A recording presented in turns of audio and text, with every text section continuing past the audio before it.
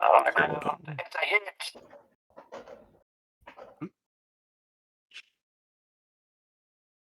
There's watch now.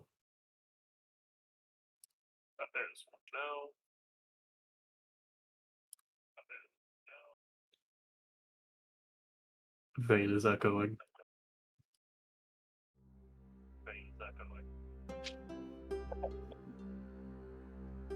Alright. We got sound. Let me just. And we are live. Testicles, one, Yeah, you 2, have 3. sound. Okay.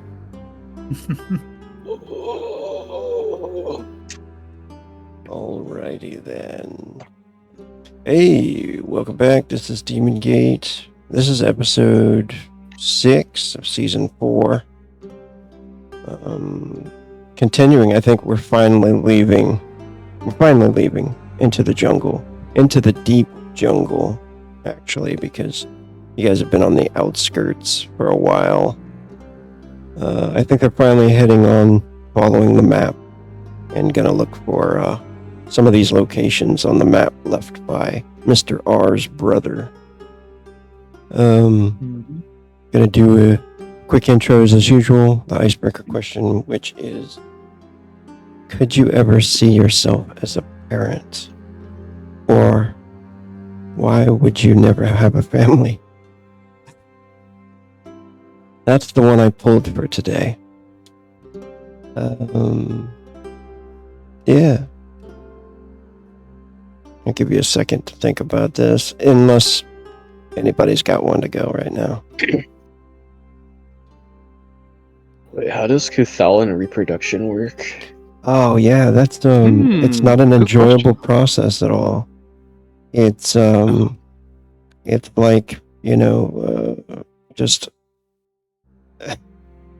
there's no enjoyment. There's just there's a time that comes, during your life where you're gonna go fertilize the eggs, and then they reproduce. Most of everything is always for the hive. It's always for the queen and always for the hive. But when you go through the Hum-Nahar, which is like a process of withdrawal, where you separate from the hive and become like a loner, which your character probably has definitely already gone through, you no longer really have that urge or anything to be with them, or it's up to you, actually, if you would want to reproduce or anything still at this point,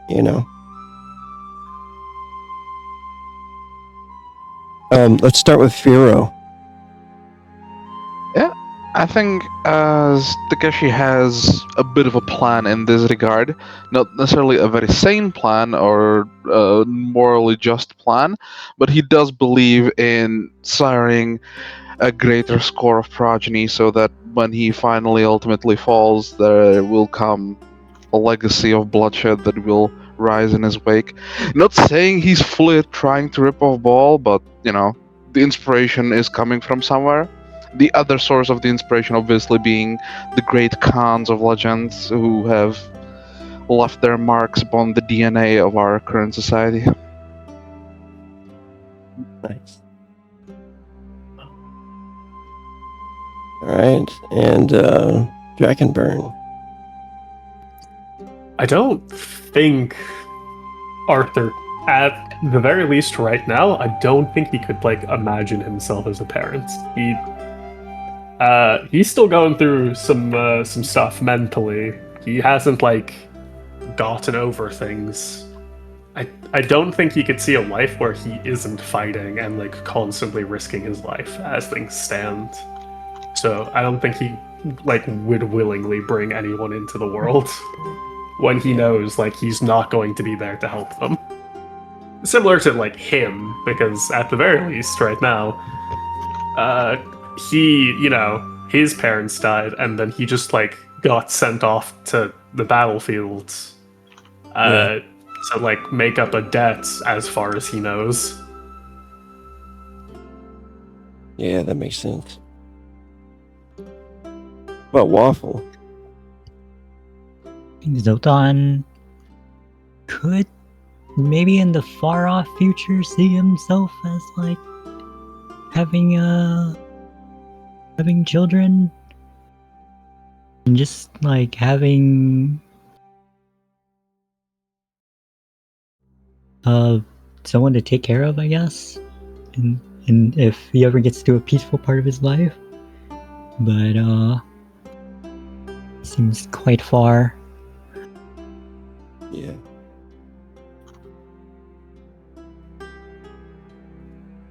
Vane. Hey, Vane. I play the Tark merchant, Mr. Wretch Cash. I think Mr. R has always had a vague idea that if he met the right Tark, he might settle down and have a mischief of little ratlings. But I don't think he's really got any concrete plan for it. I think that his interest in business and attaining status in Atacrolian society has probably actually kept him from experiencing much romance with his own kind. So I think that particular idea of his has yet to materialize, just because he hasn't really prioritized it. Yeah. What about Shu?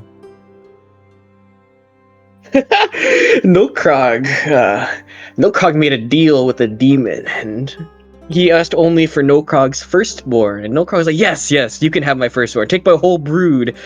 And this demon with his infinite humor and wisdom didn't get the punchline and accepted the offer. Nokrag has no queen. Nokrag can't have kids. Nokrag won the deal.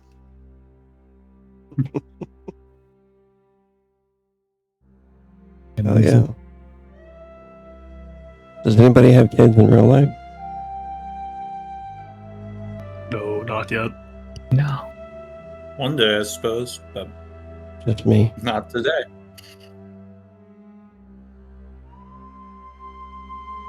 All right. I'm gonna share this one with you. Bring you guys over to the.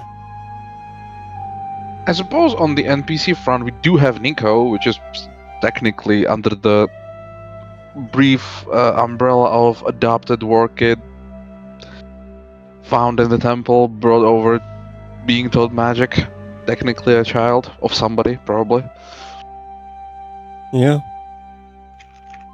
Zothon has been so far one to start training him in magic. Alright. Does anybody see the handout here? Or is that... It has not shown up yet. Episode 6, right? Oh, there it is. There it is. Last time on Demon Gate to Spice Road, the group finished moving through the remaining chambers of the Shrine of Glurkus. The Atacrolian bodyguard, Mr. R, was nearly fatally wounded again, causing him to suffer a crippling wound that would take a great deal of time to heal. So they decided then that they would leave him behind to help protect the refugees. The jungle path lies ahead to unknown dangers and the struggles of survival. It's a rainforest, which means there should be plenty of water to collect and plenty of game to hunt. However, the inhabitants, the creatures within the deepest parts of the jungle, there's a reason for its legendary stories of danger. The stories of the Crow Wilderness, swallowing entire battalions of Imperial soldiers, are known all over the world. Alright. I guess you guys are still here just saying goodbyes if we want to do Goodbyes a from quick getting like the last of our gear and stuff in order. Yeah, I believe there were still like 3 items from the altar that probably would go through the process of being identified, just on the off chance that some of them could be useful in our current pursuits. Yeah. And I think that we never determined what the last potion would be. We only figured out 7 of them. And then we never did roll for the herbs and stuff, so anyone like really feel strongly about rolling the last potion, or should I just do it? I think Krug we will can drink go the potion. ahead. We'll figure out what it does. That would be certainly something, especially if it's a fucking harmful potion. Yeah, just randomly drink a poison. 33. What's that?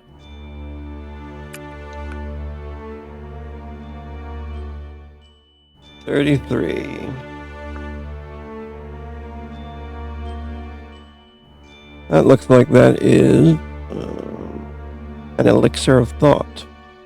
+1 to spell effect, plus D6 to intelligence rolls for probably about 30 minutes. Okay. Obviously goes into Zothon's pocket. Yeah, that's gonna come in handy. Let me see here. Is anybody taking certain potions other than that? I would like to grab the demon bag if that's okay with you guys. That's fine. Okay. Definitely feels like a good quick item use. You should probably take the key crystal, Takeshi, and I'll take the war powder instead. Yeah, feels fair. I might take the Talk of Obscura then. There are two of them. Does How much anyone want do the another? crystals do? It's 50? It's 100. Oh, nice. Same with Mana Crystal. The mana crystal might honestly want to go to No Crag, maybe. Yeah, he does tend to run pretty quickly out of mana with the songs. And since he doesn't have a ton of actions either, it would be pretty useful for, like, not needing to battle chance. Rogue, how volatile are demon bags? They're pretty nasty. They're like little magical grenades that do 2d4 times 10, I believe. Okay. I know you're supposed to shake them before use. Yeah. If I get jostled too hard, this thing isn't going to blow up on me, is it? Not unless I think about it. Crazy. Like, I would, yeah, it's unusual for me to be like, oh, 10% chance your fucking grenade goes up. You know, so. Unless you want to bring it up for flavor at one time, you know, and blow yourself up, you know, for roleplay purposes, I probably won't, you know, call it out. Crawl Okay. up his hat and blow myself up. Okay, and then we have the 8, like, herbs in the herbalism thing. Does anyone not want to roll? And then we could just do 2 each for 4 people? I don't need to. Oh, wait. I'll roll. They just D100. It's, I believe, 2d100 for the herbalism table, right, Rogue? Correct, yeah. 24 and 75 from Arthur. Do I have that table? It should be under the alchemy shit. We'll see. I don't know why. Does anyone mind me taking the talc of the 2 talc of Obscura? No, you're our stealthiest person. Depending on the situation, this is just going to be what's, like, on everyone. You might need to, like, pass it to someone else in case, like, all of us need to get through a place, and Yeah, I know which Takeshi is, like, the least stealthy person in the party, so it could save him. I feel like it is one of those, like, because you can pass any item you have on yourself, most of the items are most beneficial when they're on you. I was kind of thinking the same thing because I've got item to ally. Yeah. So you just want to hold all of this, perhaps? We don't take. I would happily. I mean, for I want to keep you guys from getting your own goodies. I mean, for some things, it's like, yeah, sure. It might be better if it's just in Mr. R's hands. But if it's like potions and stuff that you would like apply before a battle begins, then probably just keep those on your person. If we know that something's going to go down, just like immediately start taking them. All right, they're displayed there for you guys. Did everybody all roll already? Yeah, so 96 witches caps, anti-inflammatory, pain plus D12 HP, remove pain D4 rounds. Yeah. 66 Nightflower. +1 perception and 20 toxic resistance, rash of bites, allergies. Her bark and Root of Yaga. The Root of Yaga is going to be really important because it's +1 for body rolls and +5 resist toxin, as well as a little bit of HP for 2 hours. And then Cur Root is, I believe, Cur Bark is D12 HP key and mana regen.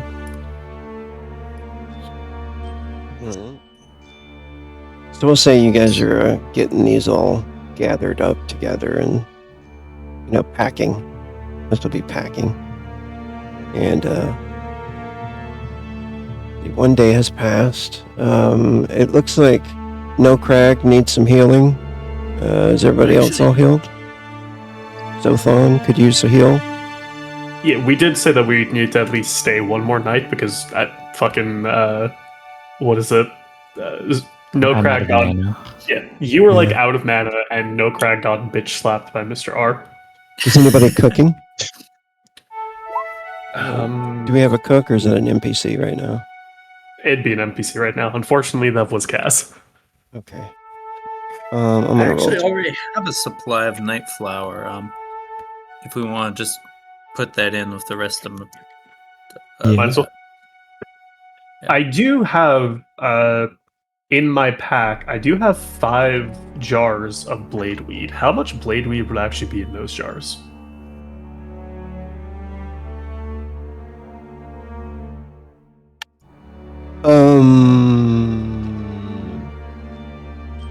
If it was never determined, just do like a D4.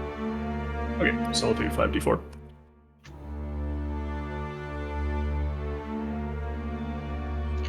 Alright, 11 bladeweed. Which is important because I think bladeweed can function as rations. Yeah, that is a fair point. We should probably Oh stock wait, up on you said 5 rations. jars of bladeweed? Yeah. Is that what you said? Oh, okay. It would just be 5 uses then. Okay then, yeah. 5. What did I just roll there? What was that? 11 on the cooking? And it looked like the bard did some music to possibly help out bedtime tales. Yeah. What kind of bonuses do we get from No Crag? 36 mana, chi, and HP, and then I'm going to roll the max HP right now. Once I can find it. Because the cook gave us something as well.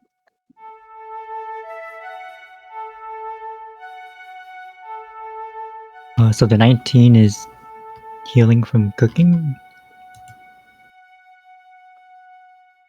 Or is that something else? Oh yeah, that's right. Yeah, 19. Are you looking at that by any chance? Okay, I got it here. Let's see here. That gives everybody D8 food for eating. So it's D8 hit points, mana, or chi for that night. And then everybody gets a D6 for sleeping. So D8, D6 explosive, and then whatever the bard gives you guys. Yeah. At the very least, I'm back to full. I think Mr. R was already at full. His bodyguard did good work. Cool. And if you're down, if you have any fatigue, you can take 1 point from mental and physical for the night of rest. Oh, cool. I think I'll take one off physical, but I think Mr. R is a little stressed about losing his bodyguard Okay, and Valid. continuing on the adventure. yeah, valid. Arthur will be taking 1 off physical. And out of curiosity, does the meditation skill apply in this case or not? Is this something that you roll when sleeping, or is it strictly while you're meditating? Yeah, you can roll the meditation skill, and that becomes times 6 of whatever mana you want or chi you want back. Or both. Fine. I do have a fine I have a cursed dragon cutlass, and we never figured out what the curse actually is on it. I just know that it is cursed. Like, I know that I have a broadsword sitting in my pocket that deals damage to the user whenever it like hurts anyone else as well. But I don't know what's up with the cutlass.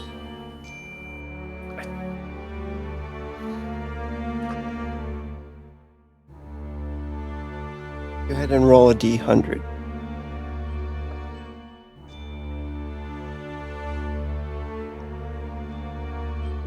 I feel like we did get it identified at one point. I just don't remember what it actually was that we identified it as. Okay. Yeah, I don't recall either. I'm creating a D100 cursed item table with ChatGPT. See what happens. Okay. All right. That's terrible. Oh, jeez. It only deals damage against the innocent. Oh. Wow. Huh. I mean, you say it's terrible. Imagine if you have that and trying to determine whether somebody I was committed a crime. Yeah, I was about to say, this actually seems like a really good cursed weapon. Like Yeah, it's not good for fighting. Who's It's innocent in great this for universe? judges. yeah. I mean, keep in mind, fellas, this is the world of Demon Gate. How many innocents are there, really? I mean, Children, that's it. no, I mean a decent amount of people who just like live average lives. If you have like a lineup of people who are like suspected for a crime, this would at least, shorten the list. Or yeah, what does like the innocent mean in this situation? Yeah, like if he took that right now and went to stab, say, Nico, would that qualify as innocent because he's a kid? It only deals maximum damage against the innocent. Huh. So it deals like reduced damage to the non-innocent? Yeah, I just copy and paste it. That's exactly what it says. Yeah, that's interesting. Okay. I will be. It only deals maximum. No, so it always does max damage to the innocent. Is how I'm reading that. But this is explosive damage in this universe. So Yeah, that's what I was thinking too. is it just ×2 power damage on innocent people? Probably like what is it? Those who are not innocent take like half damage. Those who are innocent take 2 times damage. Yeah, I imagine it's probably similar to what the golem had. What if against non-innocent people, its damage dice couldn't explode? Oh, Yeah, a that's good one. that's something I was thinking about right there. Because of the maximum damage thing, like it had max continuum. Only deals max continuum damage against the innocent. Yeah. Exudes a vaguely sinister aura. Yeah. Sounds good. It only deals max consumed damage to the innocent. Honestly, it's not a terrible weapon for practicing. It's just Morgan. That's true. Yeah. All in all, it's a terrible weapon to actually use in combat unless you're an evil character. But I mean, for a lot of out of combat stuff, it's actually not bad. Yeah. Is he? It's got uses. A Chopping good down an practice. innocent tree. Yeah. You think Mr. R would be able to harangue Lark into giving up some potions before he leaves? Or even buy some off of him? He'd definitely sell you some. Good. Because that's how Lark is, I think. Fair. Can I make a barter check with him? Yeah. Let's see here. Let me see what he's So we got got on him. mold to steal from him. He is the kind of person who would lose a barter check. He did have pretty good Well, there's no charisma. shame in losing your barter against Mr. R. I feel like anyone loses a barter check against Mr. R. Not anyone. Those I'm sure orcs there's- didn't. there's merchants Sure. out I no, they didn't. They won their deception check. They didn't lose the barter check. That's right. My detect lies isn't like insanely good. Damn. Yeah, like he got swindled, which can happen to the best of businessmen, but he was still good at his job. Okay, he's got a couple of items for sale. Has he told you about these items at all, or? No, he'd be going to him and basically going, Look, we're departing camp for a while. I have need of your finest potions. Potions, Senna. Strongest potions, even. That's right. Well, you see, I have a couple of potions, but I don't really want to sell them because I might need them. Oh, come now, my friend. Yeah, that's the kind of Everyone thing has that a Art price. said he would say. No, you don't understand, Mr. R. There's this guy. Yeah, there's this guy that came out of the woods, and he said he was going to give me some money for these potions. My friend, are you going to really sell to a complete unknown? You know I'm good for what I offer. Men coming out of the woods around these parts. I mean, be serious. I've got some really good Eldrin wine. Ooh. Fine wine. Ever You spring. tempt me. 20 gold, In I'll stay the particular, bottle. though, healing. Oh, yeah, I've got some healing too. Perfect. If you want something that does damage, though, I've got frost breath, explosive ice damage. Don't drink it. Demon bags, and a vial of thunder. I've got witch fire Excellent. too, but that's just for making fire. I'll take your whole stock, a bulk order. Although, of course, that being the case, I do expect something of a discount. All right, It does work for you. I can give you 3 of each. Oh, damn. Good.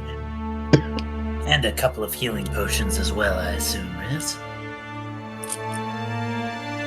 Let me check my stock here on the healing potion.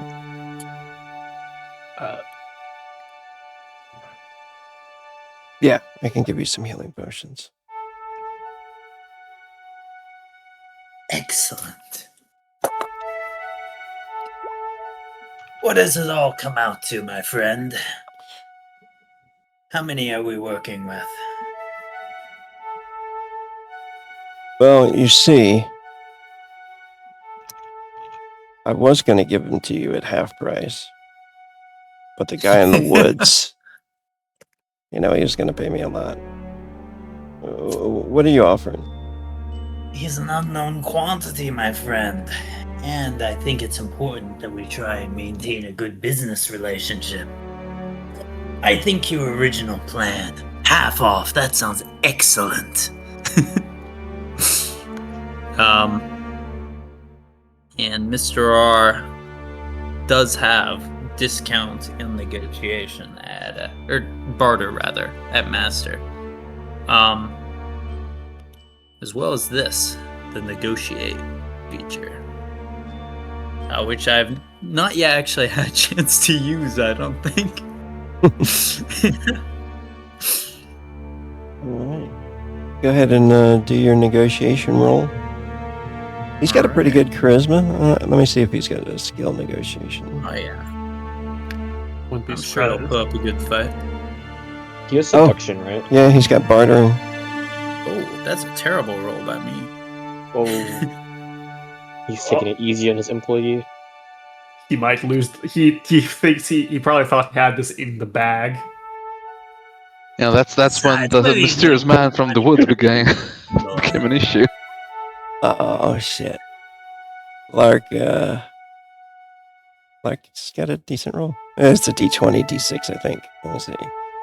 Hey, he could still roll a 20. D20, D8. Yeah, he could. Here it goes.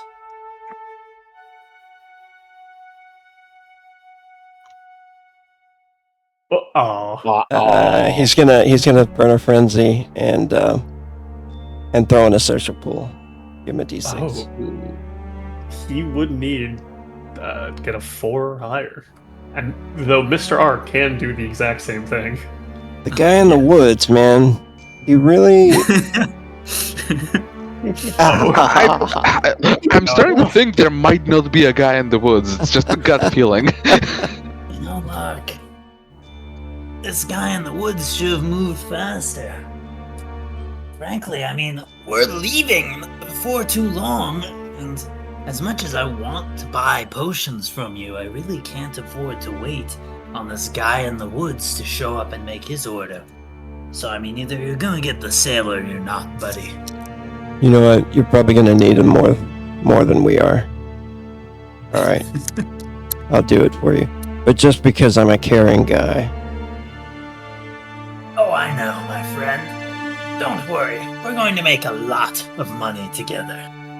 Once we're out of this godforsaken jungle. I know. I've foreseen it. There's a guy. I mean, with his foresight, I'm slightly doubting his visions. Let's see. So it's 3 of each of the damaging potions, did you mention? Yeah. Okay. And he can do 2 healing potions. Basic or heavy? Just wait, regular healing potion? he wouldn't be able to craft heavy potions. Right now we don't have any aloe vera. Yeah, I don't think he has any formula. Let me check. I know he has the formula for heavy heals because he's made them before, but Oh, really? we don't have any way of obtaining aloe vera, which is the key ingredient to making the heavy heal potions, because that only grows in the desert.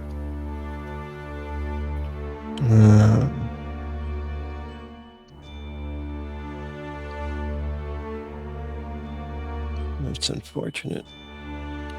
That's just how it is. Any potion is better than no potion, though. Yeah. True. Heavy healing potions. Yeah, he does have the formula. Yeah, so he'll say those. And, yeah. Anything else you guys want to do before you move on? I'm just gonna, the odds are very low, but I'm gonna, hit up Bormos for a second and be like, hey, do you have any runes you could sell? I know you probably left, the majority of your stock back in Vladicus, but if you have anything, I'd at least be willing to take a look at it. Roll a d100. The lower the better. We'll say 30%. Nice. I think I hit that 30%. Yeah. And then roll a d6.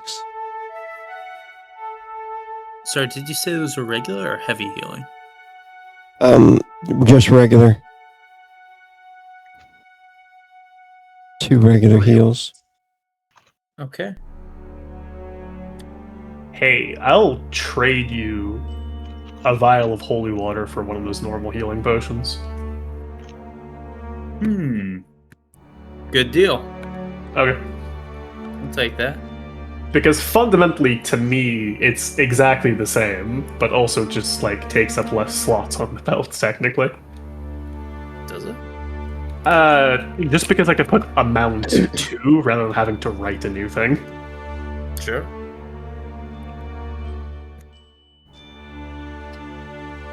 Okay. All right, and what'd you roll? 3? Okay, so go ahead and roll 3d6, and then 3d100. So that's 2 offensive and 1 defensive, and then these are the result of those. 13, 8, and 28. And we'll do it in order. So the first one is offensive, second one's defensive, third one is offensive. Oh, Slayer rune. Hell yeah. Slayer rune and another Doom rune. Okay. Hey. And then after that, the defensive rune was a... Wait, no. 8. So Slayer rune and a corrosion rune, and then 28 is a hawk rune for +1 perception. Okay. Corrosion defense, that's just like toxic defense, right? Corrosive. Yeah, it's just a defense. Or you can put it in offensive as well, right? That's one of those reversible ones. Corrosion's reversible. It's either D8 toxic damage or 10 toxic resistance. Slayer and Hawk are unique. They don't reverse. Let's see here.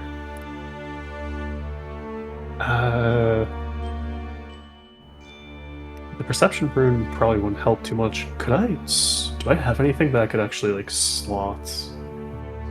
Because I don't have enough time to craft anything. But if I could get a bastard sword and like slot in a Slayer rune. Good question. Any of those 3 weapons that got identified that they have runes, or were they already full up? I think Bro mentioned they were runed weapons. Which ones were we talking about? The ones you got from the shrine? Yeah. Yeah. Have we didn't roll them yet? No. Yeah, same with the scepter and the book. Oh, right. Those are still big mysteries. Yeah. Go ahead and roll. Go ahead and choose one of the weapons, and we'll go from there. Which weapon do you want to figure out first? It was like a spear, an axe, and a sword, wasn't it?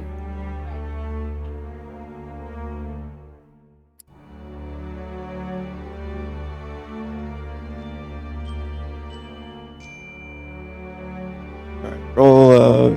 Go ahead, Takeshi. Roll a d100. Which one you want to pick first? Spear, the axe, or the sword? You're not talking. 67. And sorry, I don't think Takeshi's picking any weapon over the one that he already has, but he's just trying to figure out if any of these weapons weren't ruined enough so that Arthur might want to pick them up as like a secondary. Well, yeah, he's saying like, which one do you grab first? Yeah. I would say 67. He would grab the sword. All right, 67 on the sword. Oh, and roll a d20 and a d10 to find out actually what kind of sword it is. We don't know that. d20 and d10 together is 14. This is a Kassad, which is a d10 and a d4. It's a Cuthalan blade. It's got agile and slash. Anybody interested in that? A Cuthalan made blade, d10, d4. Doesn't seem like a big sword. Seems almost shorter. Yeah, I mean, it could be, depending on the circumstances, Arthur wouldn't be, like, so remiss of using it as his offhand weapon, but it needs to be out his, like, Doom rune that he has on the, No Namba pick. Yeah. And the 67 makes it, Yeah, the 67. Does anybody have the runes up? Cursed, actually. Nice. All right, roll a d100 on the curse. I got that table up here.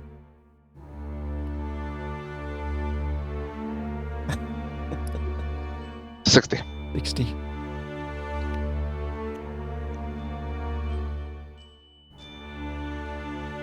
What?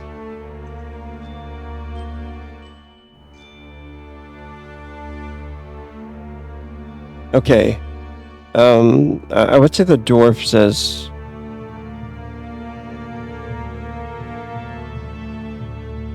Probably not to touch that one. He's like, don't unsheath it. What does it do? He says, I believe it might disturb your heart if you pull the blade out. I'm not entirely sure. Could give you a heart attack. Holy shit, it's sort of a heart attack. I mean, holy shit, that's a great gift if you want to assassinate people. It has nothing to do with cursing the blood. Best Ooh, not a to. blood curse. Yeah, let's. Do you mind keeping watch over Bormos? Yeah, I will keep it here. Maybe see if you can melt. If you can get a basic smithy set up, see if you can melt the metal down, and recycle it into something actually useful that isn't cursed. What are the odds that, cursed temple, cursed items? It happens, I guess. All right, the spear. D12, D10.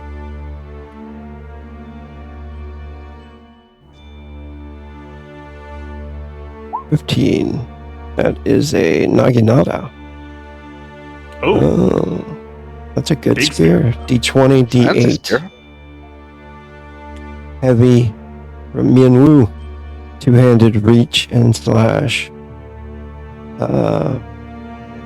Expensive one. Go ahead and roll the rune, D100.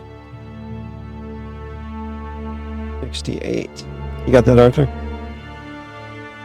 Yep. Let's see. 68 just barely isn't cursed. It's a venom rune, so body save or D6 toxic damage. And for what is it? It's poison damage per round if the body save is failed. Yeah. Nice. So just like a poisoned spear. Yeah. Poison Naginata. Not bad. And then the Maybe last one? The Is, Naginata has like a snake motif on it. yeah. Sounds good. And the axe. D10, D8.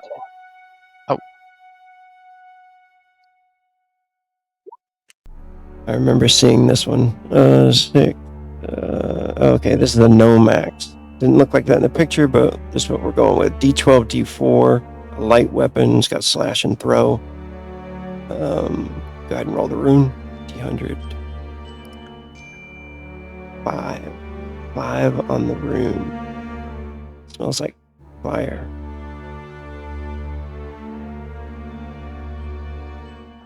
Is that right? 5 is corrosion. Oh, okay. A corrosive Nomac. D12, D4. If anybody wants to use that to throw it at somebody or kill. Anything else we need to look at before we go? I think that's mostly everything. I have to purchase The those book- runes from Bormos, right? Or is he just giving And the those ones? scepter. Yeah. Yeah. He'll charge half. Okay, let's see here. I guess the Hawk rune and the Slayer runes are the only ones that I'm really interested in. So 25 and 21, I owe him 46 gold. And I will subtract that and add those to my inventory. He tells you good luck, lad. And, Thank you. And the book and the scepter. Those are the last two things.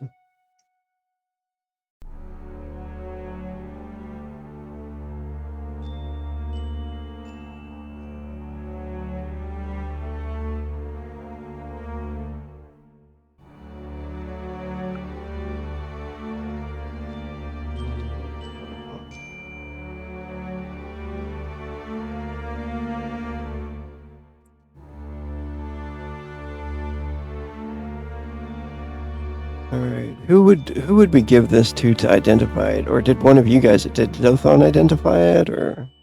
I do not remember if we rolled thaumaturgy checks for it. We just got the probably magical. No, I think we did roll the thaumaturgy checks, but we just didn't have a target number at the time. Oh, that's true. And they weren't like really good rolls. Yeah, I think it was a situation where Zothon was like, I'm not sure what these are, and then we were like, okay, we might go to some other people around the camp and see what they think. It was I vaguely remember that. Zothon's checks were 12 and 7, and then Takeshi, who was assisting, no, it was 12 and 5, and Takeshi, who was assisting, was like 10 and 7.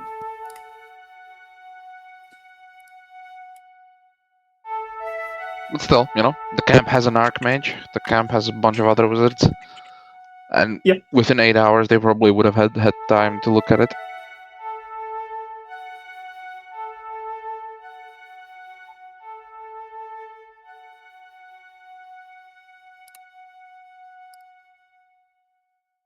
Okay. I'm gonna say these are. The book is definitely going to need more time to identify it. Maybe leaving it with one of the people, or unless you guys want to take it with you. It's written in trite, and and the symbols are strange.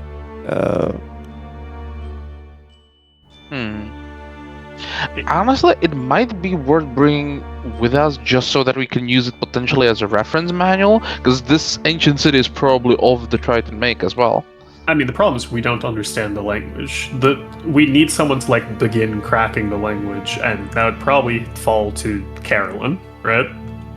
Yeah, she does have the linguistic skill, which doesn't necessarily mean that she's going to be able to translate a whole new dead language overnight. But we'd probably have to leave the book would behind. help. Yeah. it would definitely help.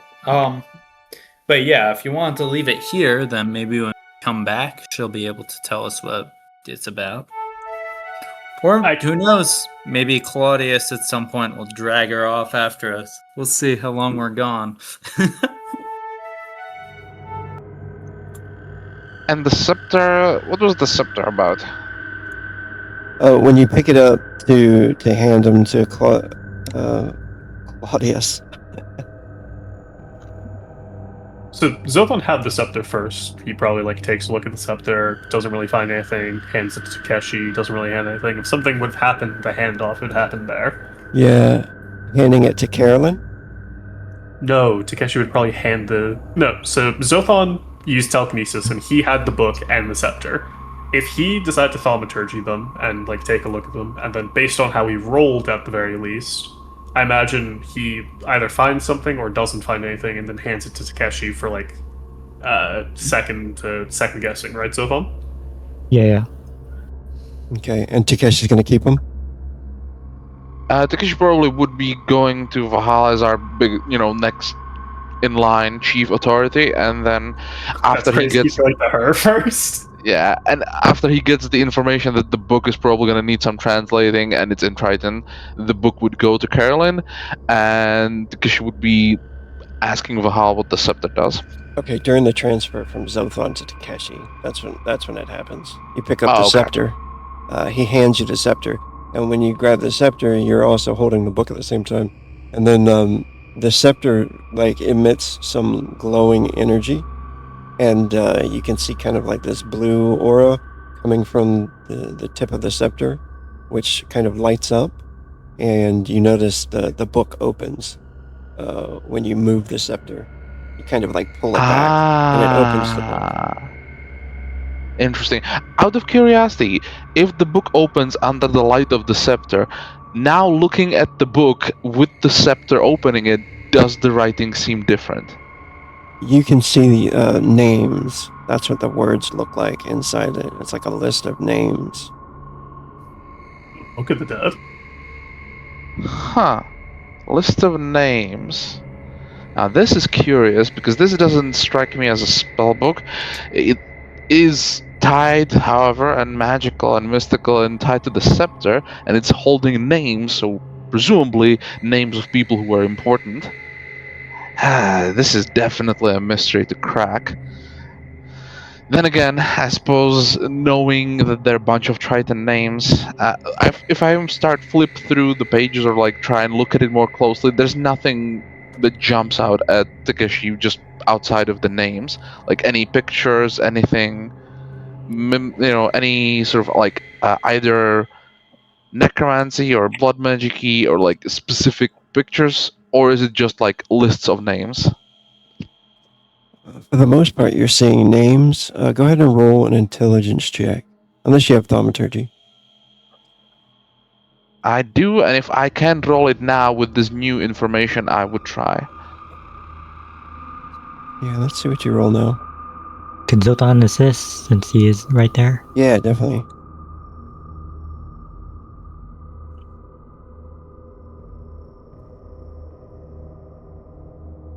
Oh, nice. 18. Oh, yeah.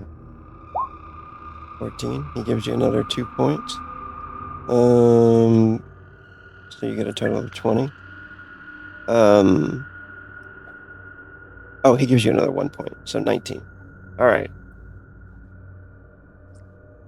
This looks to be what's called a soul ledger. I'm gonna put it down. Oh. Oh, you seem to have been close to the mark, Vane. Indeed.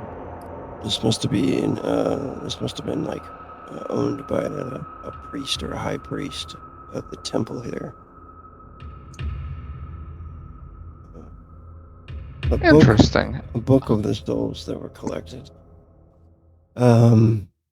Yeah, it could be ancient blood magic, or it could be ancient soul magic. Oh. Huh. Oh. Something that's less known about. Would you describe that blue glow as maybe being azure, even? Yeah. Interesting. Okay. This is just my gut feeling, but the pictures on the sides and the murals and the tombs that we found these in, they were of the city we're looking for, and this is about the same age as that city, and it is dealing with souls. I just feel like it's connected. I don't know how, but I think this is something we might want to have on our hand when we're in the city of the Golden Tears. It's just... I don't think so, because if it was connected, I imagine it would have just been in the city itself. This might have something else. It might be best to leave the book with Carolyn and maybe have Velnari, not Vahal, work on deciphering what the stuff does together. I suppose there's no sense in reading a book that we cannot understand the language of. I suppose in this case, we would be leaving both the scepter and the book with Carolyn, as the scepter is opening the book. Yeah, and she could, go to any of the friendly mages that is not Vahal for help and maybe figuring stuff out. I'm gonna create a handout. The soul ledger. Spell it right. There we go. Interesting. And that's gonna be in the loot cache.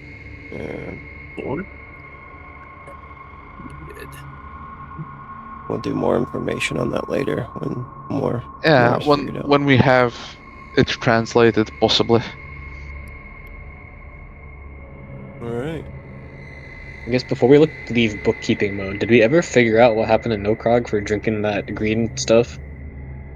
Didn't you get a talent point when you did that? Yeah, and then he said I started seeing visions, and then we just never talked about it.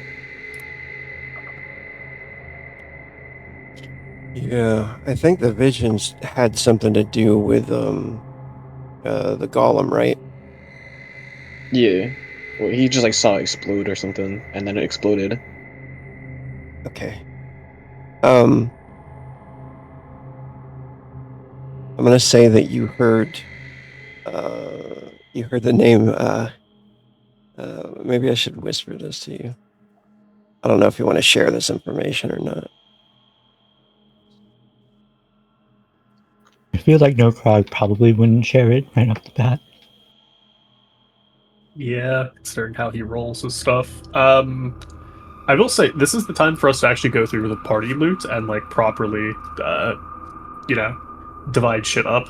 Because, Arthur does have Kaz's bag of goodies, which has, a lot of, food stuff in it. It is just, 20 days of traveling rations. You'll probably leave the, spices and stuff behind with, Yeah, we definitely want to be leaving this place with rations in our packs. Yeah. So we do have some rations. Like brandy, or and then the vial of confusion, the invisibility potion, the anti-magic powder, I'll pass to Mr. R. What are you passing? Anti-magic powder. Just dispel Anti-magic it power, and throw it at something. invisibility potion, and a vial of confusion. All those to me? Yeah. Oh, Just loading up this rat with bottles. Look, he's gonna be the best person to throw things. It's like, oh, he's the most stealthy. Now he's walking around, just glass clicking on glass every time he moves. Oh, it's in my little satchel bag. Let's see. Anti-magic powder.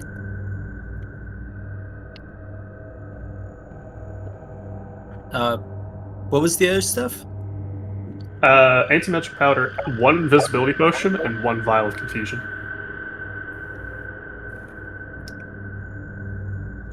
Sure. I'm running out of space on my belt. Fair enough.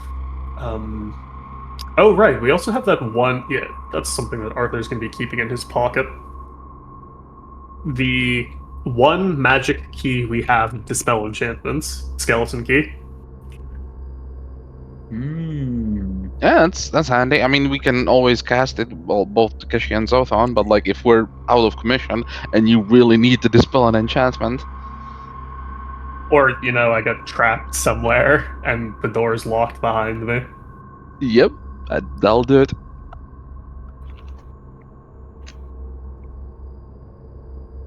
Okay, I put the whisper up there for you. In the vision, that's what you saw. Something powerful, you holding it, and it becoming a part of you in a weird, violent way. And then that's all I'll share for the purpose of if you want to keep this to yourself or not. I mean, I think considering the demon whisper effect, he's probably just going to keep everything to himself for a while. Cool. Yeah, I figured you probably. I also feel like maybe if we're going ahead with this journey and we're probably going to be leaving for a longer period of time, the Takeshi would probably try and touch base with all of the people that he has interacted with thus far, namely all of the ones that he has helped with, and just let them all know that they are all equally important to him and that he will be coming back to them. If he doesn't, they shouldn't expect any child support. I mean, they shouldn't expect any child support, period, but the thing is, he's trying to sell it as a good thing. The harpies have not returned either. I mean, they were just sent, like, last night. Yeah. Yeah, it's been like 2 or 3 days since, at most. I'm not surprised that they're not here. Also, more stuff going to you, Mr. R. I'll just put that in the chat so I don't interrupt anything. Okay. Oh, yeah, how much mana do you get for sleeping? It's like 20 per hour. Willpower times 6. Unless you have the meditation skill, then it's whatever you roll times 6. Oh, it's your willpower roll times 6. Or if it's if you have meditation, it's meditation roll times 6.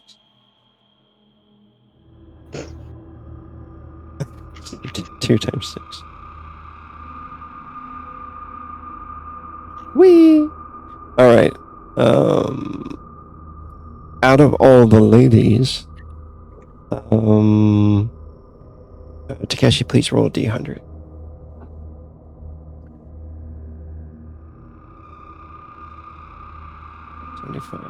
Okay.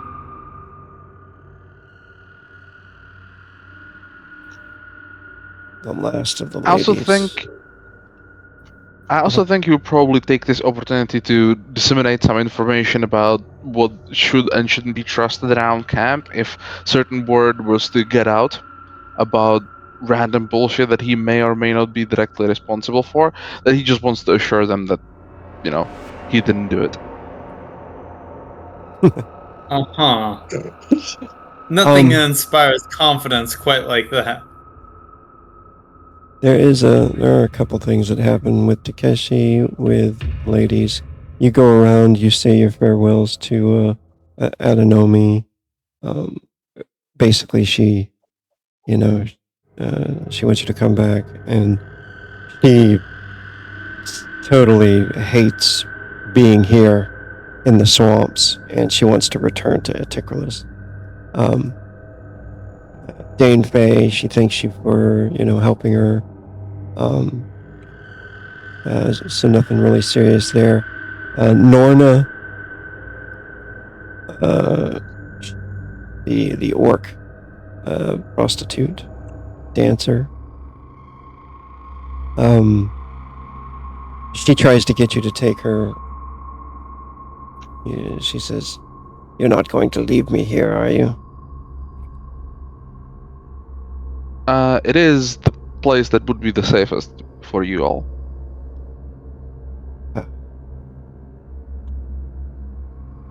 But rest assured, we will be returning from our expedition with bountiful wealth, and we will be returning to civilization at some point.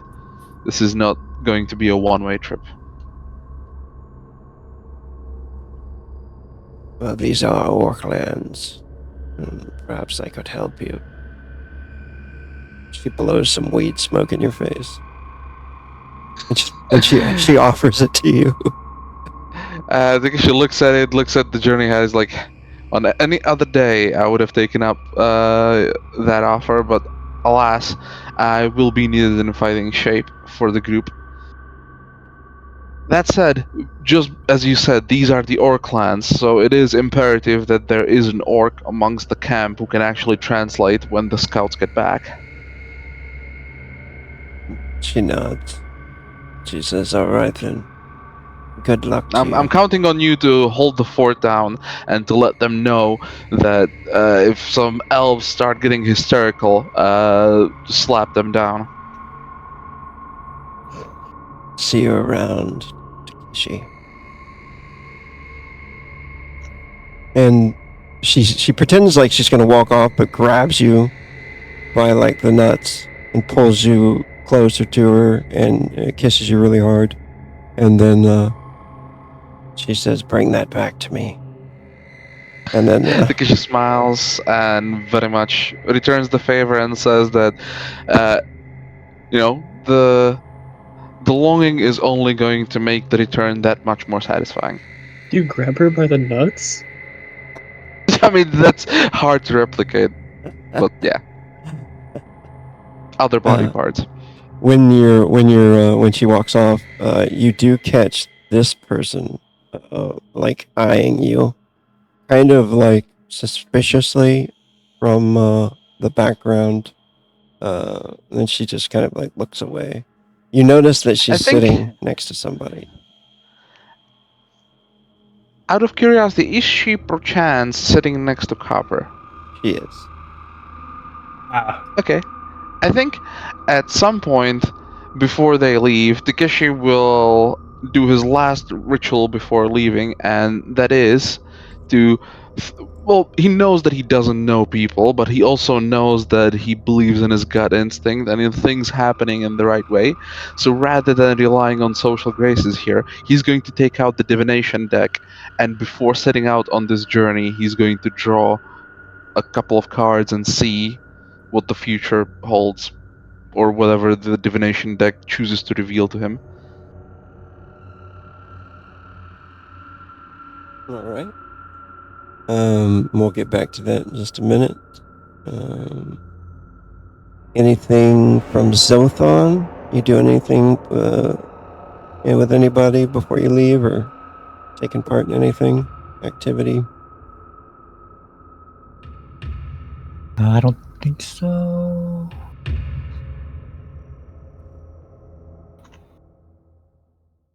That'll be a quick adventure.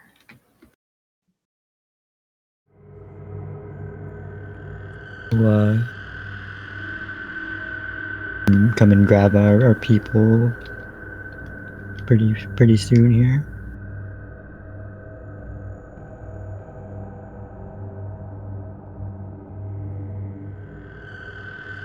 Okay. What about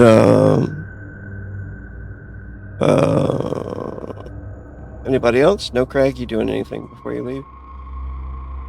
No, Krog tried to teach Zothon some flute, and he sounded bad, so we're gonna stick with scales for a while.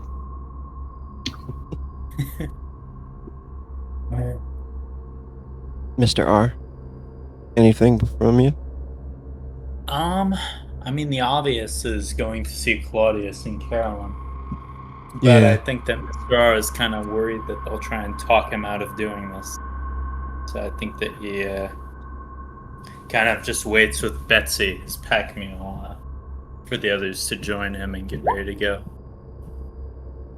Yeah. You notice they're sitting together, you know.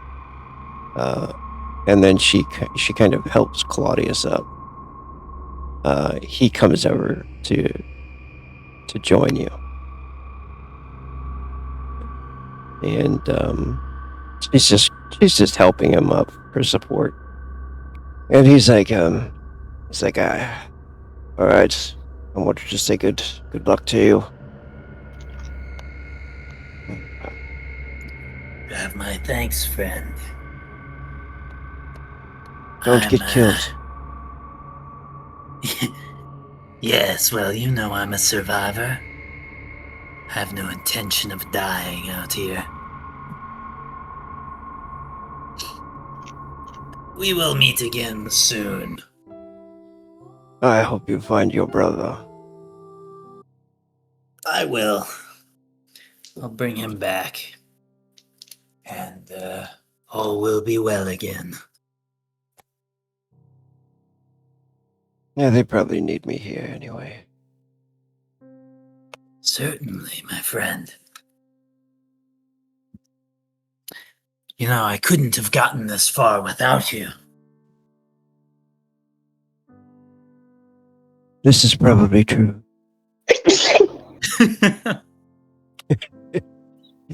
He laughs and gives you a pat on the shoulder. And When I come back, my friend, we're all going to be rich beyond our wildest imaginations. Our only difficulty is going to be, in fact, finding a way to transport all of that gold back to civilization. make a charisma check real quick. Yeah, sure. This is something you truly believe, though, right? Well, it wasn't until pretty recently. But now that I've found the evidence of the path, he has started to actually take it seriously that this might actually be a possibility. Yeah. Okay. Like he turns around and he smiles and he says, he seems to believe it too, I think, especially since you believe it. So he says, that'll be good. I'll settle down, get a place, and I'll take with us. We'll be next door neighbors. Please, you think I'm going to let you go that easily? You're going to be working for me till the day you die, Claudius. That's why I need you to rest up and stay alive. That sounds good too. Very good. Stay safe. Heal. If I'm not back in 3 weeks, 2 weeks, some abnormally long length of time, feel free to launch a rescue mission. But make yourself well first. I will, my lord.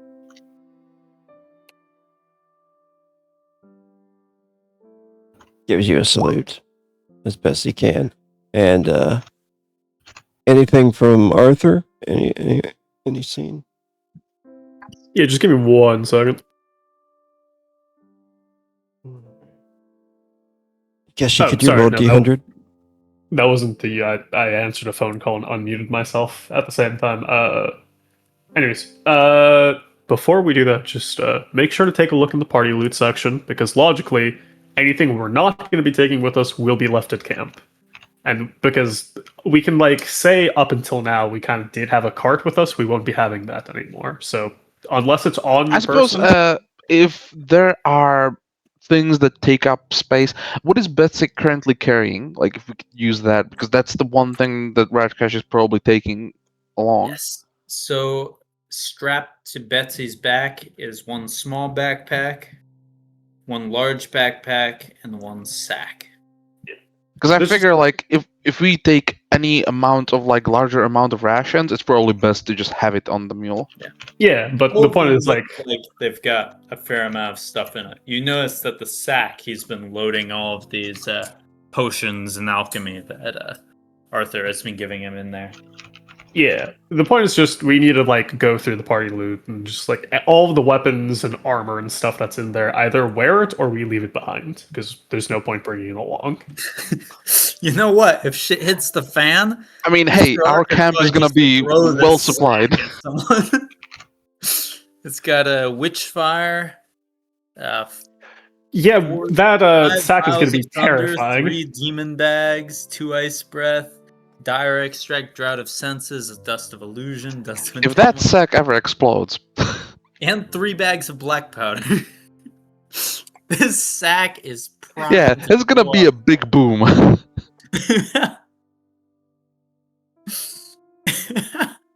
Okay. I think that Man. there's also there's these, which are inside the thing. There's this, and then this.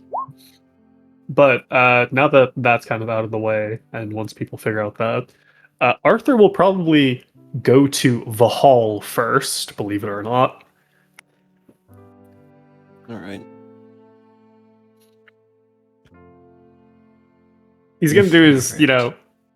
his characteristic. He's looking down on her a little bit, both from, like, he's probably taller than her, and also just don't do anything. Just stay quiet while we're gone. I don't need to have to worry about you pulling some shenanigans while I'm not here.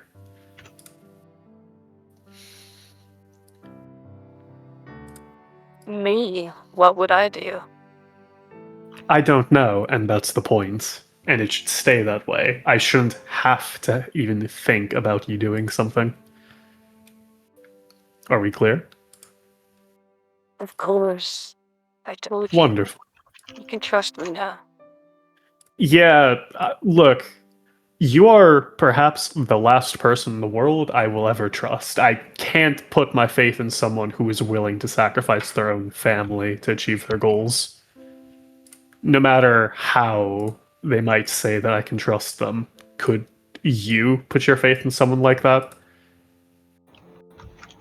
To be fair, I was corrupted by demonic entities. Yeah, something that you willingly let into your body. We did this song and dance already. We put you under a truth serum, and you spoke of it all. Don't pretend like that didn't happen. You wanted what happened there to happen. You were willing to sell whatever in order to get ahead, and the result is we stopped you, and we saved Velnari's life. Yeah. Who knows, maybe in the future I might be able to trust you, but right now, no. I couldn't trust you as far. I can throw you pretty far, but I wouldn't trust you as far as I could throw you. But if, once again, every time we leave and we come back and nothing has gone wrong, maybe I can put a little bit more faith in you. Because I do. What did she say? I didn't understand that. If we are attacked, and I don't have both of my arms, this could be trouble. I mean, I was going to say this as like an above game thing, but I would imagine if Takeshi went to the hall to get the items identified, then I would imagine she probably wouldn't do it for free, just because there's no reason for her to do so. I would perhaps she might have worked out a deal with Takeshi to get her arm back.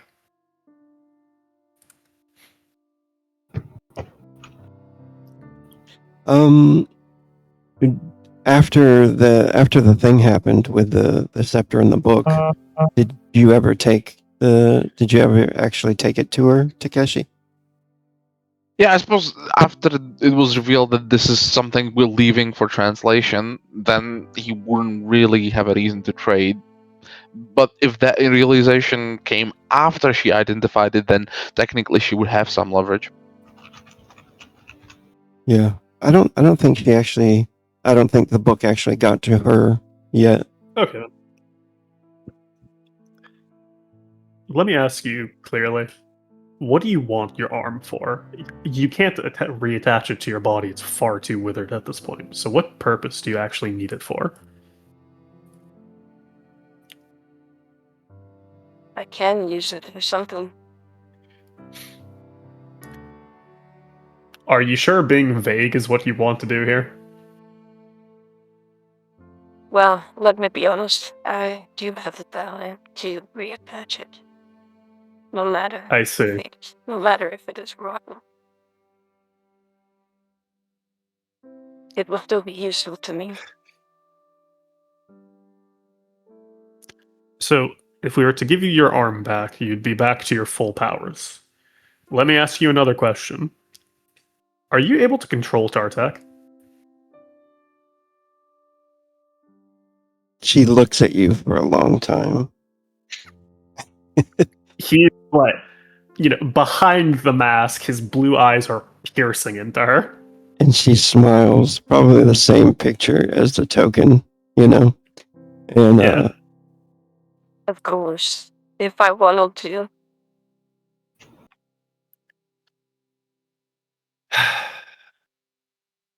But that is part of the spell that I used to ruin that. As expected. That's the reason why he was asking about the arm. We were a little... Okay. At the very least, I'll appreciate the fact that you're honest about it, even if you're saying it because you probably already knew why I was asking. But still, I do appreciate it. And for that, I will go talk to Takeshi to get you your arm back, because you are... it feels disgusting to have to say it. You are useful to us. I never thought I'd be put in a situation where I actually have to rely on someone who's an enemy for anything, but here we are. I will say this again. If we come back and, you've done some fucked up shit, I'm going to behead you this time, no matter what Velnari says. Are we clear? And Yeah, I am far stronger than the last time we fought.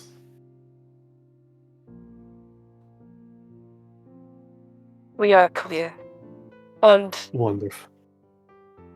I probably never told you this, but thank you for helping to save our sister.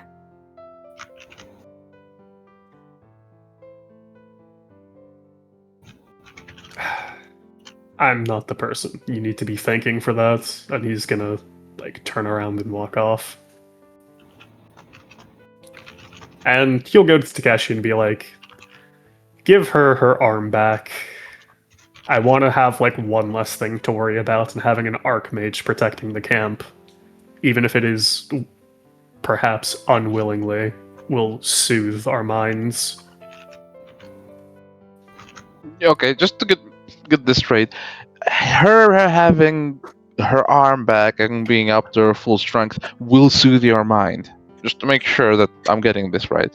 She can already control Tartak, meaning she can basically kill everyone in the camp right now as it is. Yeah, probably. Having her arm back won't change that. All it will change is her ability to actually cast under duress. Yeah, I suppose. Must be difficult to aim spells with one hand. That said... So as it stands... If it is a hand that I took from her, so I am going to be the one giving back the hand. Yeah, I'm not telling you to give it to me. I was saying you can give it to her. At the very least, you have my approval to make the final decision. Not All that right. you needed my approval in the first place, but I think you get what I'm trying to say here. Yeah, I understand. And honestly, to be fair, I was mulling it over ever since Tartek brought it up. And honestly, now that you put it in these terms, now that she has full control over Tartak, really the hand doesn't make or break anything. I mean, she doesn't have full control over him, but she could attempt to start taking control, and we can't stop her if we're not here. So, Yeah. basically And also, the same shit anyways. now that new developments have been brought up, well, I'll put it this way. I have a very sneaking suspicion that her activity in the camp will be beneficial to us long term. I just need to figure out where my cards are at this point. Speaking of cards, by any chance, does the deck reveal anything about Takeshi's current predicament for the next few weeks ahead? Roll a d100.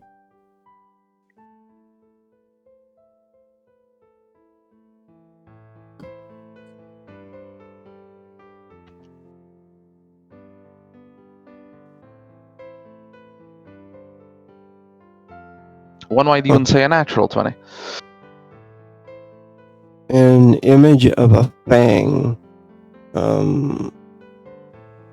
is shown, and we'll say you draw another image with like an eye, which I don't know if we were doing something before, I can't recall, where you were able to like discern. Do you have some kind of skill or anything? I mean, he does have a +1 in blue magic, but he doesn't necessarily have a skill towards. Okay. It shows. Like, I guess he has theology as a skill, but I'm not sure if that's reading omens. No. Let's make an intelligence check. Let's just do a straight intelligence. Not a high target number. Because the first thing that he thought about when he saw the eye and the fangs, like, there's probably going to be dinosaurs on the way, because we're going into deep jungle. Something about the hunter, like the card of the hunter. Okay, that makes him more at ease with the trade that he already set in his mind that he would propose to Val for her arm. Yeah, and since you rolled poorly on the intelligence, I'm not going to tell you if it's up to you to kind of decipher what it is. And I won't tell you any more than that. But yeah, the card of the hunter. Gotcha. Yeah, Takeshi will leave that card be, shuffle it back into the deck, and then head off after Vahal with her arm. She's smiling when you approach.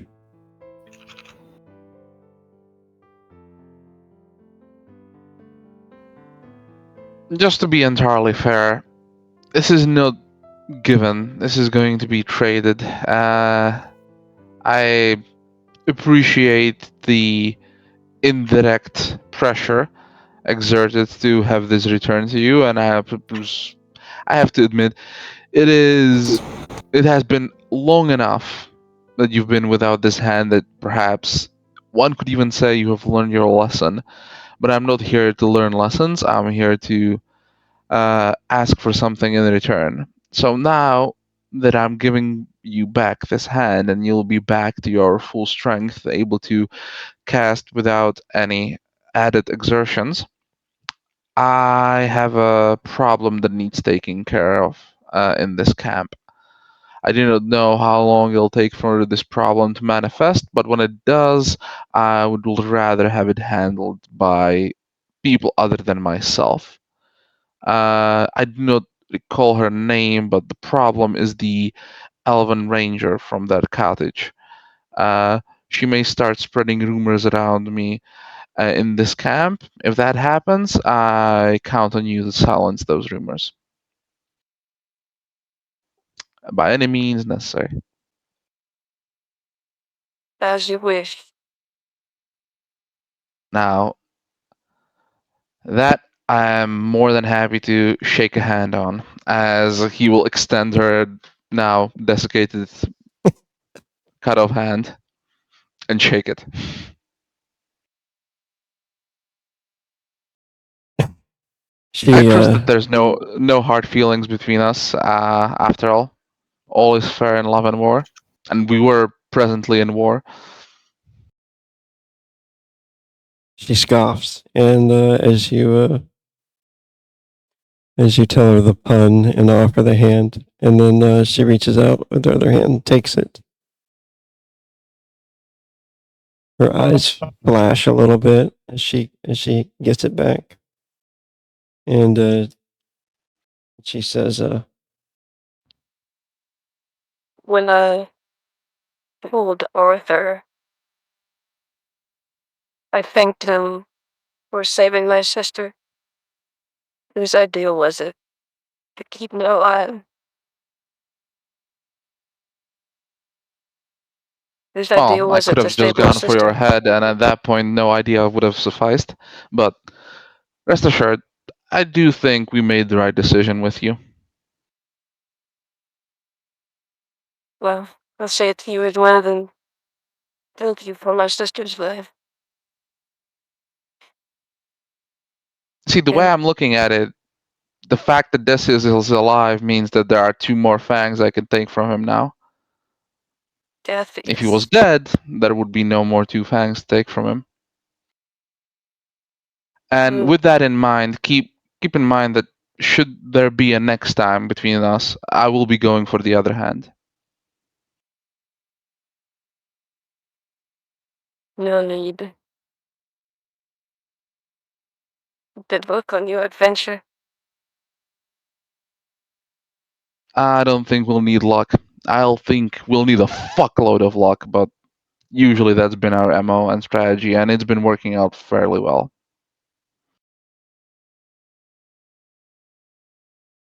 and she smiles and she waves goodbye with her rotten hand. Now that the bargain's been struck, I trust that you know how to handle yourself and take command over what is effectively your camp now. Oh. Her camp. My camp. Let's not pretend that we do not notice the balance of power shifting. I will try to protect these people.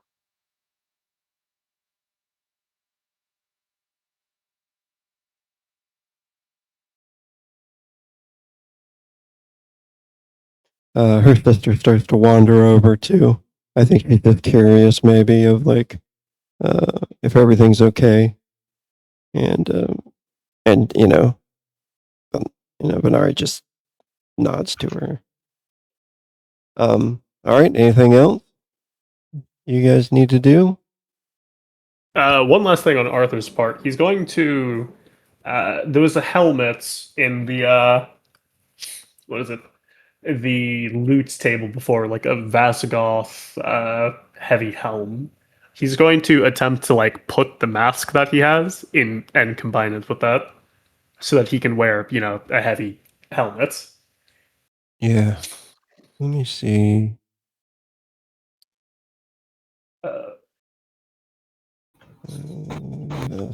This one. Heavy helm.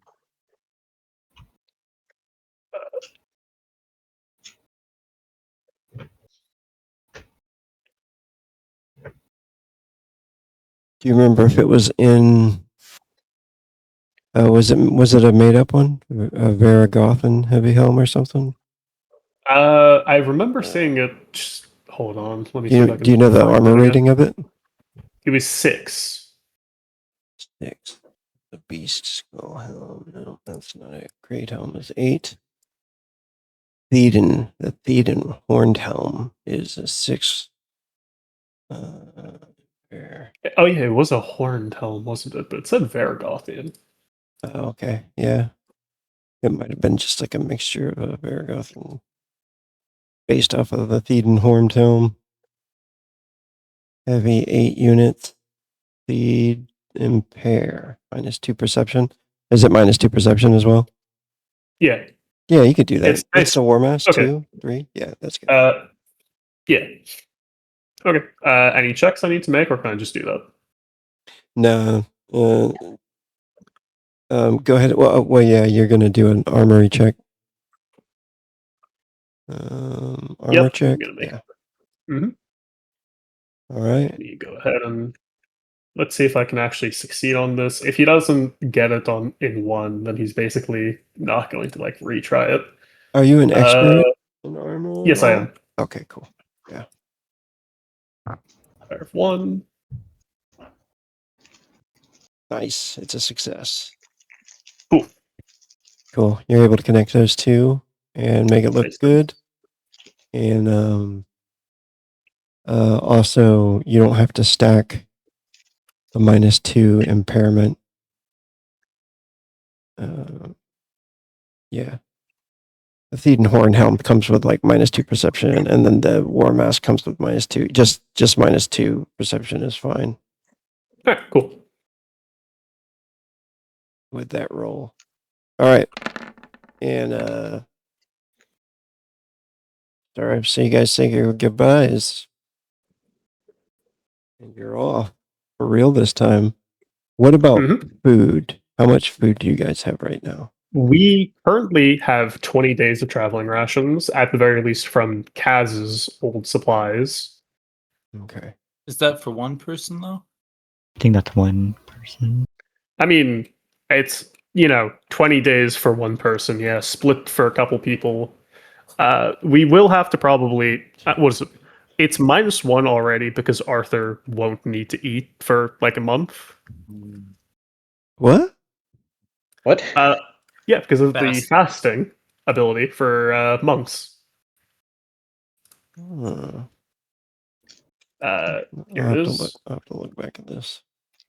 You take no ill effects from going without food for days equal to your body attributes, which in Arthur's case is 36. And then for every rating, you add an extra d6. But it is 2d12 drain per day, so let me just go ahead and roll the drain. It is kind of crazy that Arthur goes like, "Yeah, I don't need to eat." Yeah, I'm good. For a month. I'm all right. In the supplies Mr. R has on Betsy's back, he's got 40 small meals worth of cheese, 4 loaves of bread, which I imagine are quite stale by now, 20 units of nuts, a siren egg, which I don't know if that's edible or not, but you never know until you try, 2 small meals worth of goat cheese, and actually that's about it for food. But hopefully that would certainly be enough to supply him for a while, even if he does consume more than the average adventurer. Yeah, and we can always, we might not be good at it or anything, but we can at least always attempt like hunting checks to try to like offset the ration use. He started off with a lot of jerky as well, but I think that's gone bad a long time ago at this point. Okay. Yeah. Sultan still has 10 days worth of rations. I'm gonna rule about the fasting thing. Is it might be a little bit more difficult than what's thrown up there because you're going to be trudging through very heavy terrain through the jungles. Okay. So we'll come up with like a system for that, and then the food that you guys already have too. You guys have traveled for a little while with like a whole bunch of people. As long as we have enough food for, yeah, there would have definitely been rot and everything like that too, and consumption while you guys were traveling. In the past, Kaz used to be able to just like hunt for basically the entire party. Yeah. Because he had like a cracked hunting and cooking score. Yeah. Yeah. But And now food doesn't last very long, so yeah, that's fair. So we'll, Should I spend 10 saga to pick up cooking as a Nokrog? I mean, you can if you want to. hell yeah. That's a good idea. I mean, if you have the points. I mean, I'm sitting on 67. I need to spend it. 7. Kill. I feel like he wants to keep yourself. sitting on that just so that he has the excuse to fucking say that. All right, it's Because just gonna once be he one. spends it, he'll no longer have that. Viewership for the So how much campaign has plummeted. rations can we set out with then? Or is still I suppose that is a good question, because for the past, well, since forever, Takeshi's just been eating whatever Kaz has been cooking. Yeah, let's put everything together. So put into chat how many like rations you have. Like, Takeshi has been at 0 ever since Vladicus. So Yeah. I'm just doing this now because it'll become much more important. You guys are on your own now, going through the jungle. So if you have water skins, it's basically set up to where a full water skin can last you like a few days. So if everybody has a water skin, that's important. Arthur does have 2 water skins on him, one from Kaz, one from himself. Mr. R has a large Okay. water skin. Nice. Although he's a large creature, so. Yeah, that's true. I think you take two meals per day, or you have to double your consumption anyway. For everybody, it's 4 meals a day or 2 meals a day, but for you, it would be 4. Sure. Same with ogres and skogs and stuff like that. The larger creatures. So until we figure out anything about fasting, as per the current rules of fasting, Arthur is able to go, because of the D6 for rating. It's 41 days right now without food and 22 days without water.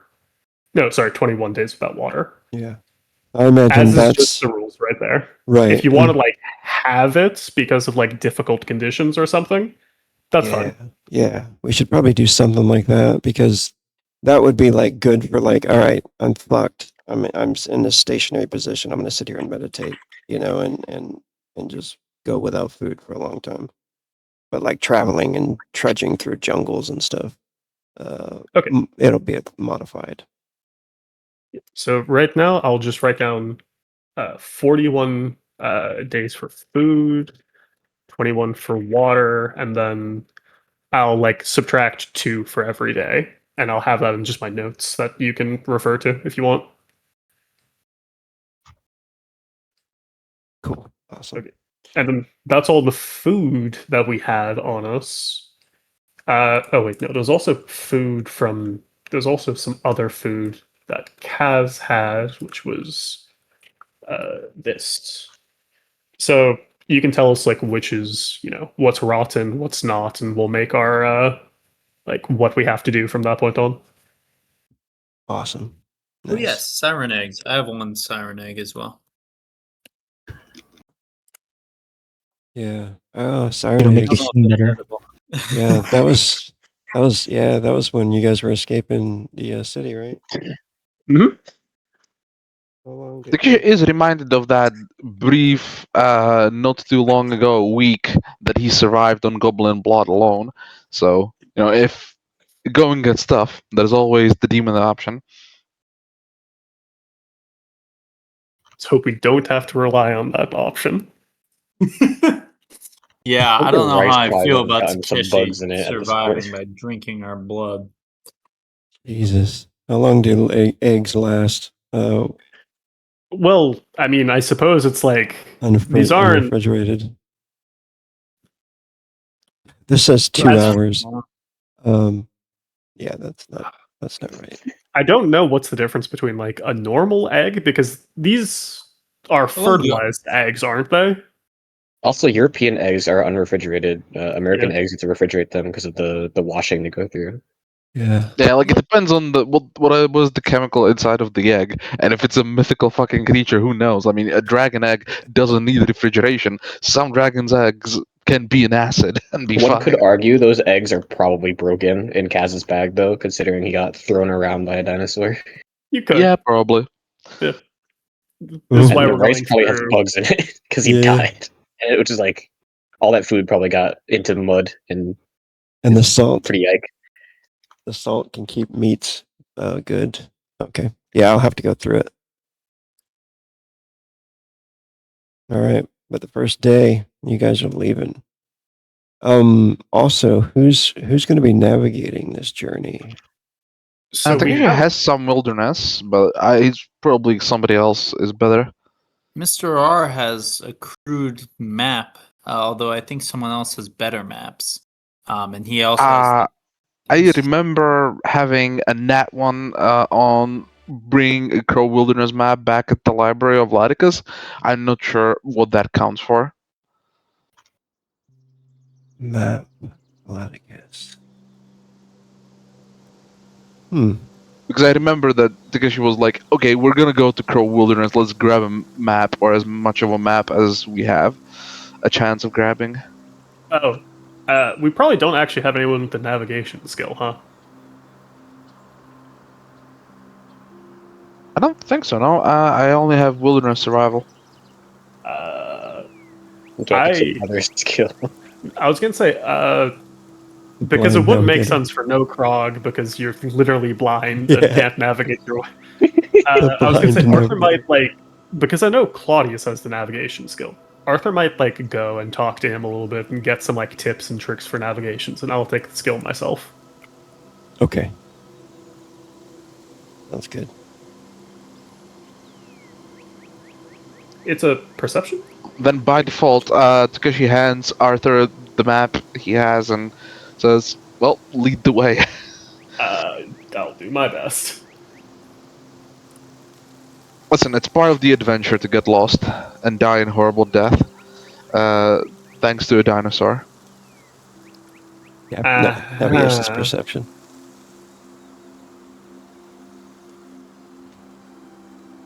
I need to put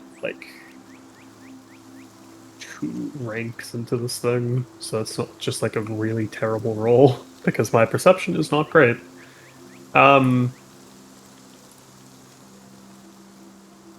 What was I going to say? Oh, right. Arthur would also take the opportunity to slot the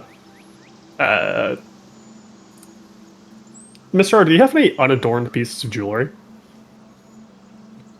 What do you mean? Any unruined ones? Just perhaps a necklace if you have one in your backpack somewhere. Yes. I have, Actually, there's quite a few, although I'm not sure that he has any that he can actually equip the slots. He has an amulet. It is a Skyburn Birthstone medallion, I believe. Right, he got the... Got the amulet on his mentor. neck? Yes, it's actually the one that you can see in his art. I mean, stone in it. It's unawakened, but it is a dragon stone. If That you is- want to slap a rune on the back of that. I mean, this is something for myself. I need I need a +1 perception thing, just to, offset my poor perception a little bit. you Just know take off your what? helmet. Actually, My friend, it just so happens that I have come upon some very rare, very fine Triton jewelry. last I mean, hey, might as well. I believe he grave robbed 29 gold worth of jewelry from the Triton. Oh, right, you did do that, didn't you? Awesome. Look, Please, my friend, what can I offer you? how No about charge this time. Consider it thanks for your generous contributions. I need an amulet. I'm going to attempt to put a rune in it because I'll need its assistance. If all goes well, eventually I'll give you this amulet and you can sell it. An excellent deal. I also have this. I recall last session he found a strange amulet. No one was able to identify it. I think we Oh, don't right. know if it actually has any magical property. Yeah, they're not getting bronze that real high. medallion. I don't know if anyone in the camp would have been able to identify that. I don't think we asked, so. We'll say you pulled it out of your bag after you guys left, and Yeah. is like, oh shit, I got this fucking medallion in here. This is a nice looking trinket, don't you think? I mean, it is, but if it already has any runes in it, then I won't be able to slot it in. Does it look like it has runes? I guess this is the question of, like, if I take a look at this thing, does it already seem like it has a rune? Was it a slot for a rune? Or Mr. a socket or whatever? Mr. R, roll a d100. Okay. We'll say 15% chance. Boom. Roll a d100. Nice. It does already have a No. rune in it. Yeah. That is unfortunate. I cannot use this. I cannot put a second slot into things until next level. Sorry, did you say roll another D100 or did I miss Yeah. your- 7. We go to the defensive runes. It's got a corrosive rune in it. Yeah, give you some acid protection or toxic protection. Negate -1 AR per. Damn. So this thing actually would count against your arm. Wearing. If it was put into something that had armor. That's true. Interesting. Well, oh yeah, if it's put in, it's an amulet, right? It's corrosive Yeah. rune in the amulet. Yeah, it gives you a 10 toxic resistance, Gotcha. And 10 acid because- resistance, huh?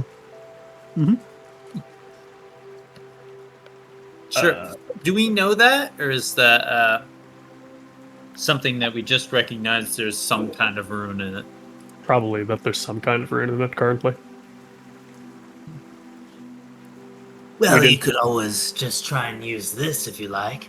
Among the jewelry I robbed from the Triton graves, are there any amulets? Let's figure that out real quick. You got how much gold worth of jewelry? 29 gold worth. 29 gold worth. I also have a bowl full of gemstones worth 150 gold.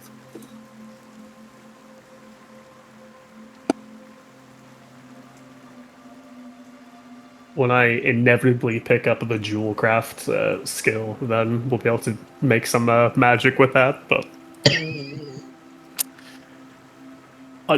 I don't have it right now. Surprisingly. Somehow. Just roll a d100.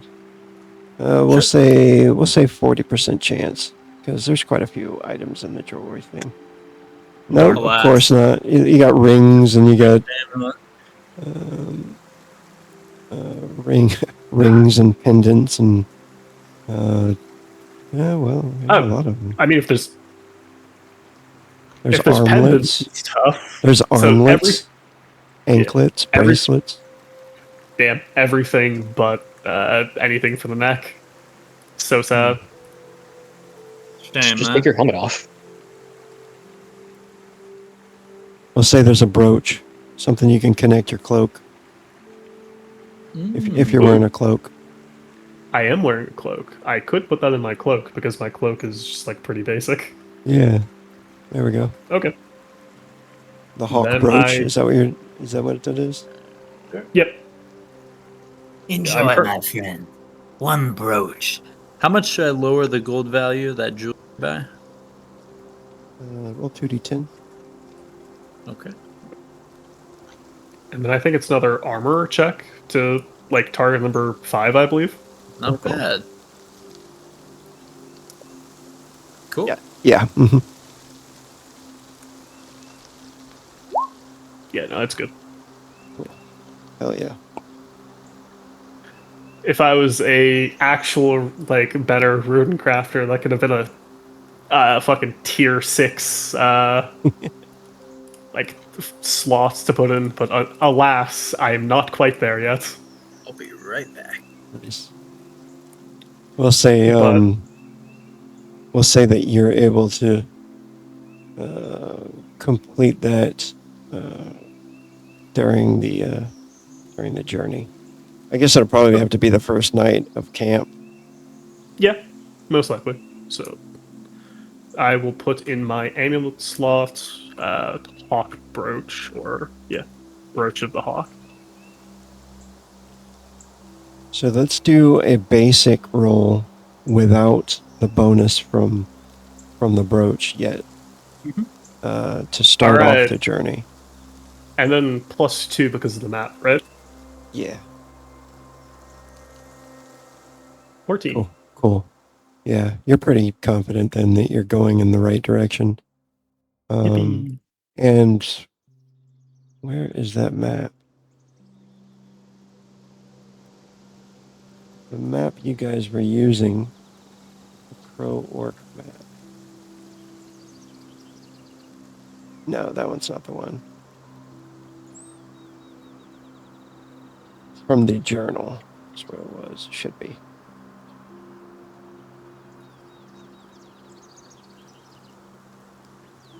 Yeah. On the map, you're heading south, deeper into the jungle. Let me see. I'll bring you guys over to the map.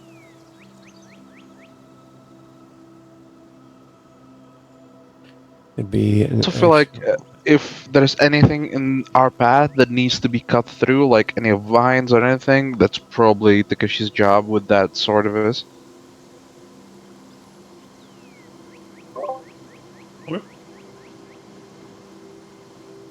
Okay.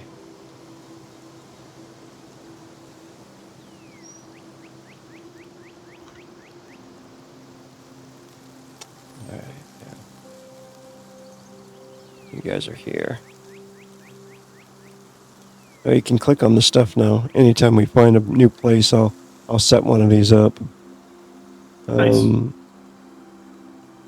You guys can click on them and read about them. Or we can add whatever we need to.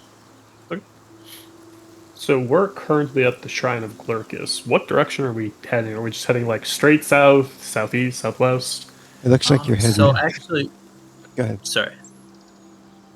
We do have specific instructions on this actually. Thanks to Chitrick. That's Mr. Orr's brother. Yeah. His instructions he gave. We need to head east, deeper into the jungle for 3 or 4 days until we find a thing called the Elder. Okay. Apparently, it's important to take this route because otherwise we'll run into crow orcs and their tribes. Don't tell Takeshi that. You can just Once tell me, Mr. R. I won't tell him, I promise. Once we get to the Elder Canyon, we should be able to find a large bridge made of trees and bones called the Bone Bridge. Very creative. Then we keep going east from that point until we reach another temple called the Temple of Wrath. It should be a ziggurat, but a lot bigger than the Shrine of Glurkus. Okay. Let me put it like that. So since the center is not, it's not pointing at the, it seems like it's, there we go. Cool. It was supposed to be on the D. There we go, on the D. Those are the PCs. G camp. There. And on the D. So we were at the Shrine of Glurkus. And we're headed east. East So, until like- we find a canyon. Should be It's 3 like- or 4 days. So maybe like R or N from the Glurgus Shrine. Like on the Crow Wilderness sort of sign. Yeah.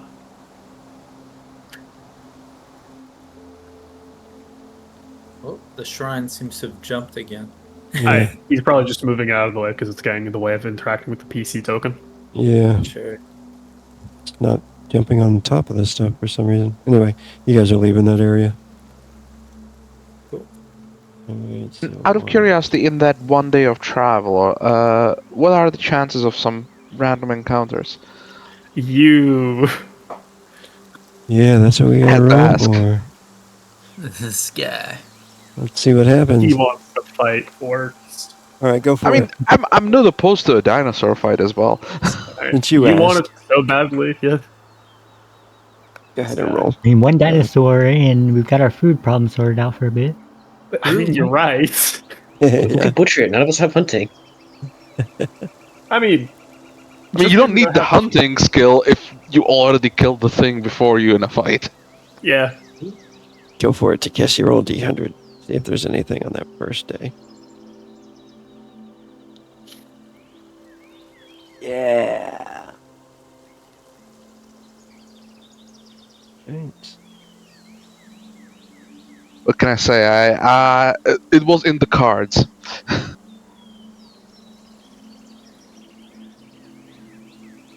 The cards said fangs and eyes, and there's a lot of those in the jungle. Very sunny, still air, clear skies. Well, that we can even fucking see the skies from where we are. Right? I mean, there's probably like a sun ray or two in Sure. between the foliage. Yeah. Something like that. Oh, wow. That's pretty cool.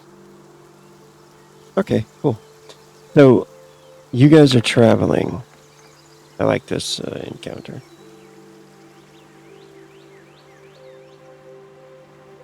You guys are traveling through the jungle.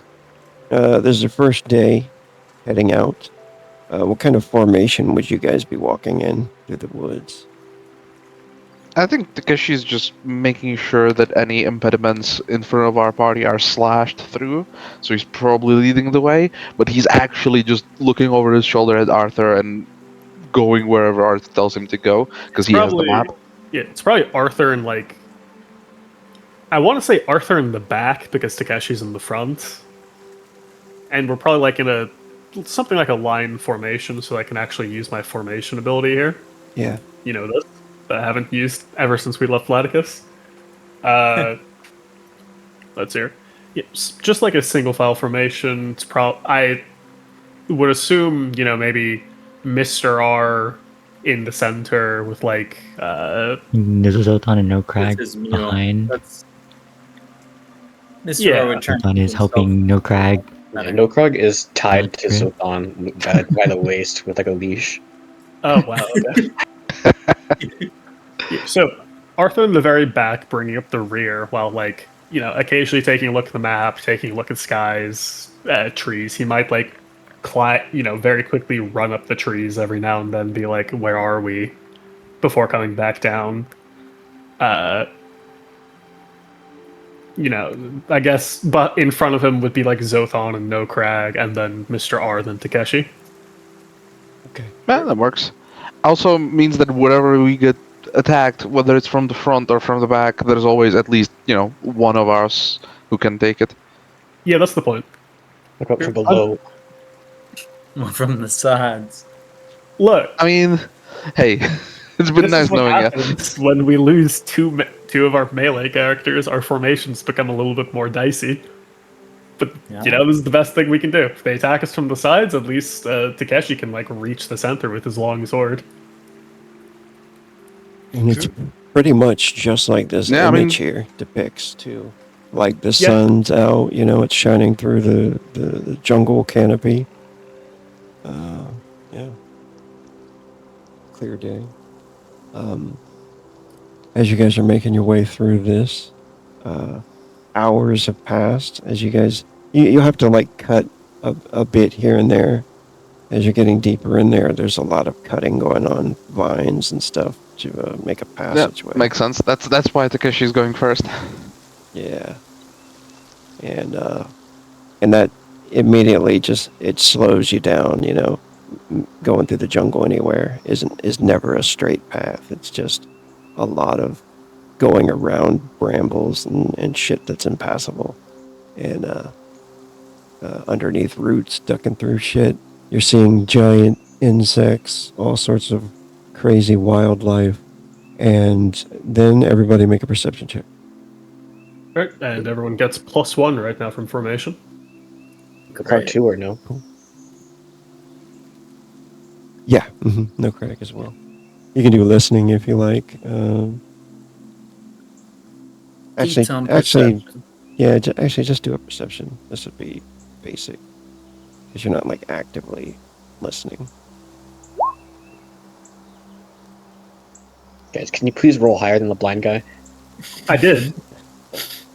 The blind guy's got sharp ears, yeah? Arthur rolled a 9 on a D10. Nice. All right. You guys hear something huge move through the trees up ahead of you guys. Something big. The guy goes, and then you hear like a bunch of stuff breaking, and then you hear crunching, like something is chewing. Uh-oh. Let's find it. Perhaps we can find like a small place under some big trees to like hide for a moment before, maybe one of us makes our way over and takes a look at and sees what it is. Mr. R is all in on this hiding plan. Yeah, I thought Arthur, we'll take a look. Yeah, I thought you guys would want him to take a look. Yeah. Would we need to like roll concealment or something to just hide, or can we do that and then Arthur will like go ahead and try to see what's going on? Yeah, that's fine. You guys just duck, and then whoever wants to go up there, if you're trying to be stealthy or anything, go ahead and make a concealment. Okay. Concealment. Is this a... No, this wouldn't be a +1 because of formation, right? Not after breaking the formation, no. Yeah, okay. Let's see. Not great concealment. It could always botch its perception check. It could. Do I need to do stealth as well, or just concealment for now? Yeah, go ahead and do stealth as well. I'm very quiet, but if it does turn around, it would see me. Or, I don't know, whatever direction this thing is in. I shouldn't say turn around. Here you get, yep, very quiet, doing well, not snapping any twigs, and moving up. You do have armor on though. That's messing up your.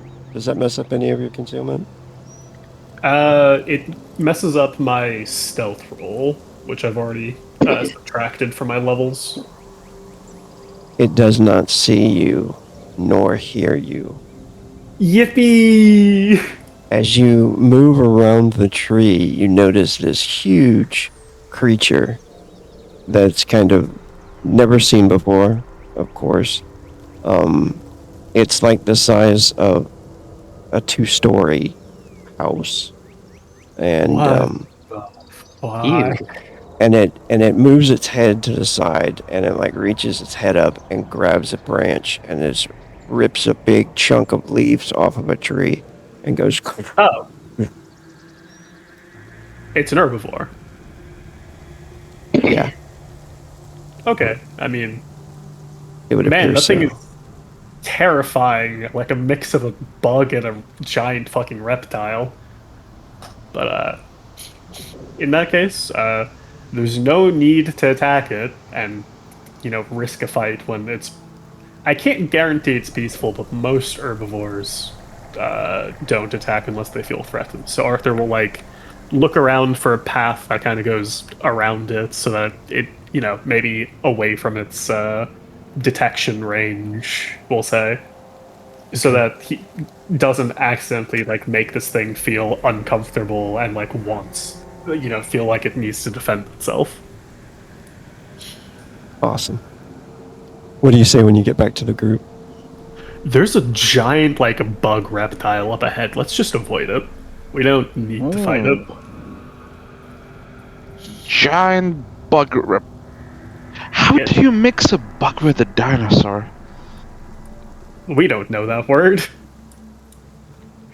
Yeah, how do you mix a bug with? Big lizards. I think my Reptiles. fourth cousin's second removed was a bug lizard. No, Craig. Do your species procreate with the Malphine? I think it's a little bit too my big. sixth brother on my grandfather's side, second removed, did that once. It's a little bit too big to be a Cathalan or a Sharfine Molfine. But I say bug lizard mainly because it's got like 4 arms and legs. Huh. It's probably gonna be a good runner. I doubt it. It's very big. It's probably not a great runner, but I mean, it eats like the leaves, off the trees, so it probably won't harm us right now if we don't get close to it. Damn, that's even more curious now. No Sounds doubt good it's to the me. result of some black magic they've practiced in their temples around here. We should avoid it. Correct. I have a path in mind around it, so we won't have to run into it. Takeshi. I'll be staring directly at him. He is the whole time we're walking around this thing. He is just eyeing daggers at it, just being like, "But it's so cool! Yeah, we could have totally fought it." Bad, Takeshi. I have utmost faith that life finds a way, and it will find its way to eating us at some point. As you guys pass around it, you can see it's just really slow and gentle. It seems like, and just eating the trees. Its tail is really long. I wonder if it seems gentle and herbivore, I wonder if maybe we can make use of it back at camp. Creatures like this. Huh. I like where your head's at. Do you figure Lark's animal ally scroll would have worked here? I don't know enough about Because you that. know he would have tried it if this was the situation. No crab will touch it. What? Wait, you don't even know where it is. Oh, I guess you could hear it. Aren't you like If no Craig starts walking Zothon towards right it, now? Zothon will pull him back. He's the one who attached a leash to himself to one of the more reasonable members of the party. He's not gonna get to And that's the sanest decision he ever made. What do you think, Zothon? You're a person who's pretty knowledgeable about magic. Would that beast ally spell have worked on a creature such as this? Not my domain of knowledge, but probably. Okay. It's enormous. Imagine how much cargo such a beast could haul. Could help with the removal of like trees and stuff as well. Or the removal of an enormous quantity of gold. Now those are some ideas. We can keep it in mind for now, but let's, find our treasure first before we think of how to get it back. You know what? That actually has been on my mind ever since I started reading up those necromancy books. I was like, I could not picture myself leading an army of the undead, but like a rather big-sized skeleton to help haul all that loot. That I could imagine. Of course, I do not endorse trafficking in the dark arts. But, if one were to put it towards free commerce without hurting anyone, desperate times call for desperate measures. No one in the cities need know. Yeah, that's what I was thinking. Like, maybe we just use it to haul it all the way to the nearest town border, and then, we could easily substitute it for horses. Either Religion, way, I'm fine. let's Necromancy, I don't agree with it. You leave the dead alone. They earn their place in hell. that's where you draw the line? Earned. You draw the line at necromancy? You? Interesting. I was rather under You should the just have more impression that respect for the humans were dead. fond of necromancy. Yeah. Yeah, most of the Stygian god. Isn't there a Stygian god that governs, like, the undead and necromancy? Well, it's different when they do it. Oh, is it? Double standard bug Well, man. they earn their right to their dominion. Okay, and are the mages who studied So countless what's hours. the point of writing legends if these legendary people could just come back to life whenever? Because most of the time they can't. And when they do come back in those legends, it adds another chapter to the story. No, death is the most brilliant conclusion. We don't need a continuation. There's no epilogue in life. Such I beg to differ. spin. Either way, let's continue on our way for now. We'll just keep such a creature in mind in case we run into it around our, goal. No Krog will remember this. I wonder if this is one of those beast gods that the Zerathi and the Crow Orcs are a fan of. Probably. I mean, seems right about the same size as the thing that ate Kaz. Give me the drum. Maybe I can control it. Oh, No. yeah. We still have that drum, don't we? We Yeah, I do. mean, that drum was specially tuned to these types of creatures. Was it? We don't know exactly what the drum did. We just And they made started it. playing the drums I and know then they came. All the dinosaurs, that's for sure. I know a song that can put these mindless creatures to sleep, so if things go wrong, I'll just do a little doot-doot-doot and it'll go to bed and we're fine. We don't know if it's mindless or not. We just know that's a peaceful creature. Yeah, I mean, just because it's eating trees, it doesn't mean. mean it's, it's good for brain. Like, I it could be I could intelligent. put a dire wolf to sleep. This thing doesn't. There's no way this leaf eater has enough meat in its system to fuel higher thought. I mean, definitely has enough meat in its system. Whether that's fueling higher thoughts is a different story. It wouldn't hurt to try. Maybe I could send it back to the camp, and we could do all of this Right. brutalism that or would whatever be you call For taking now, care of animals. my friends, perhaps it would be best to simply continue on.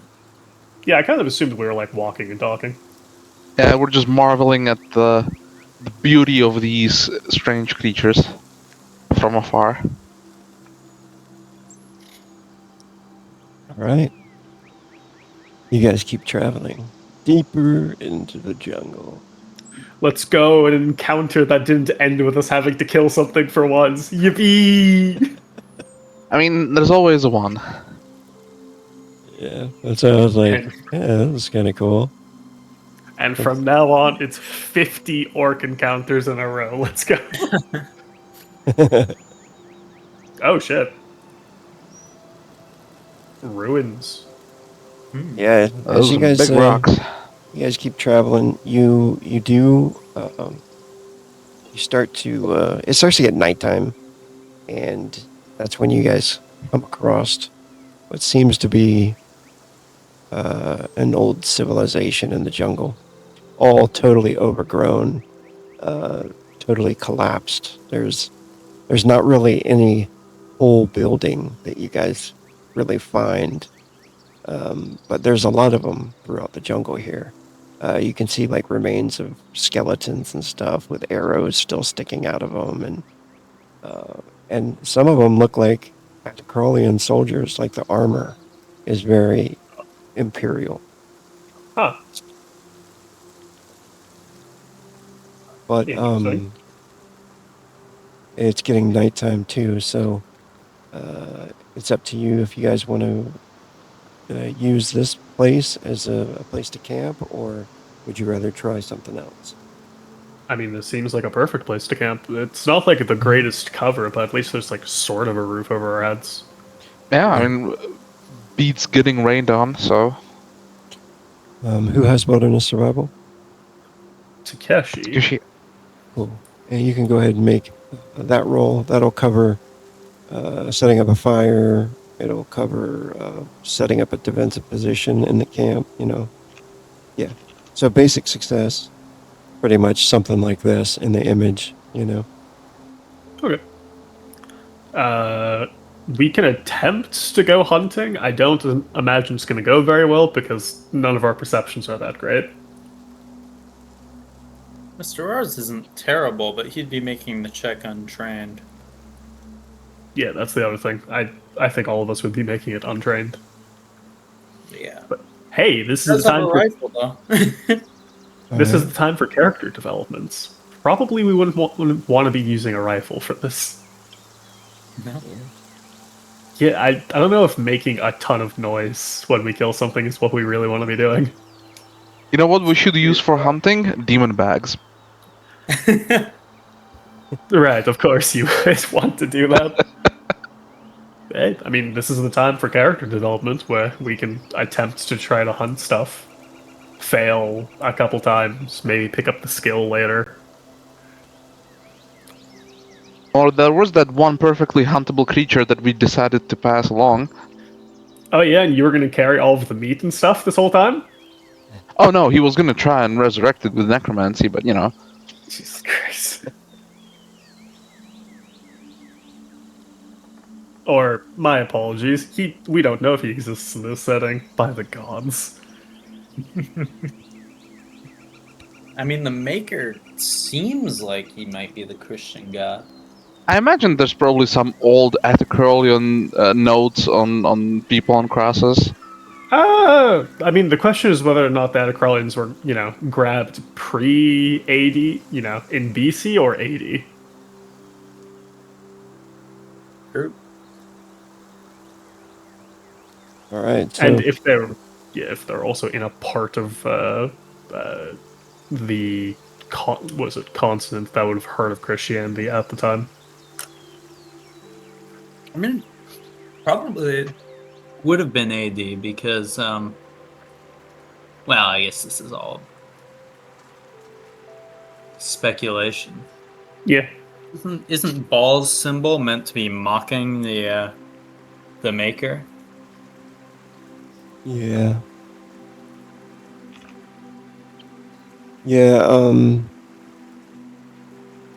but he does go back all the way, the early man, the Canaanites and stuff like that. Yeah. He took that name because he knew it meant Lord in Canaanite. So it's hard to tell whether or not, Yeah. where the Romans were taken from and whether Christianity would be something that they would have even brought with them. And I feel like I'm it's curious. never been written, but I feel like they've traveled there back and forth several times, so.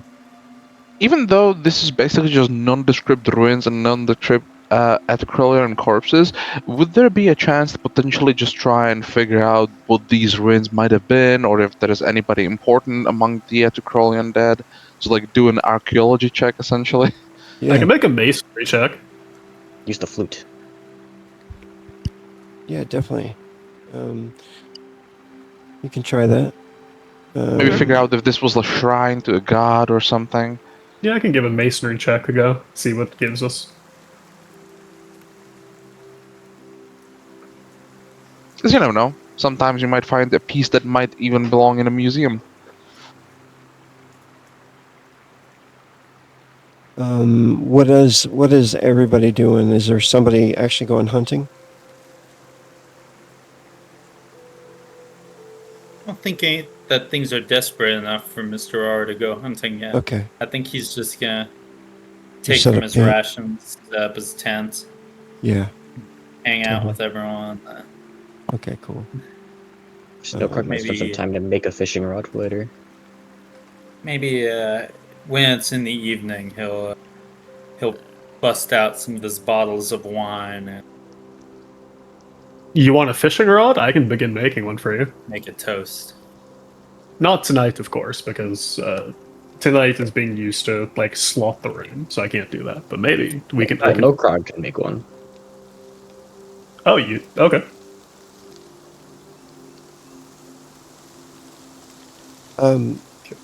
This is a very similar to the design before that you guys saw at the Shrine of Glerkis. the same kind of make of the stone and everything. You're pretty sure that it was Triton.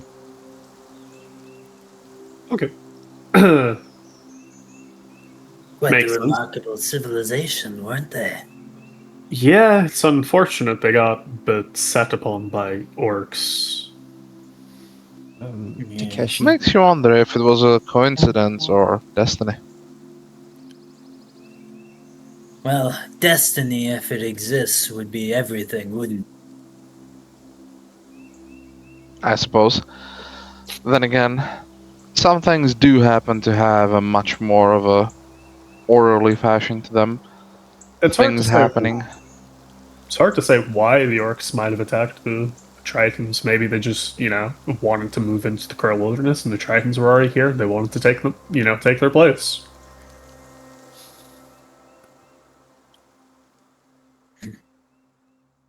Well, I can't say I love what they've done with the place. Yeah, they've really let the place go to hell.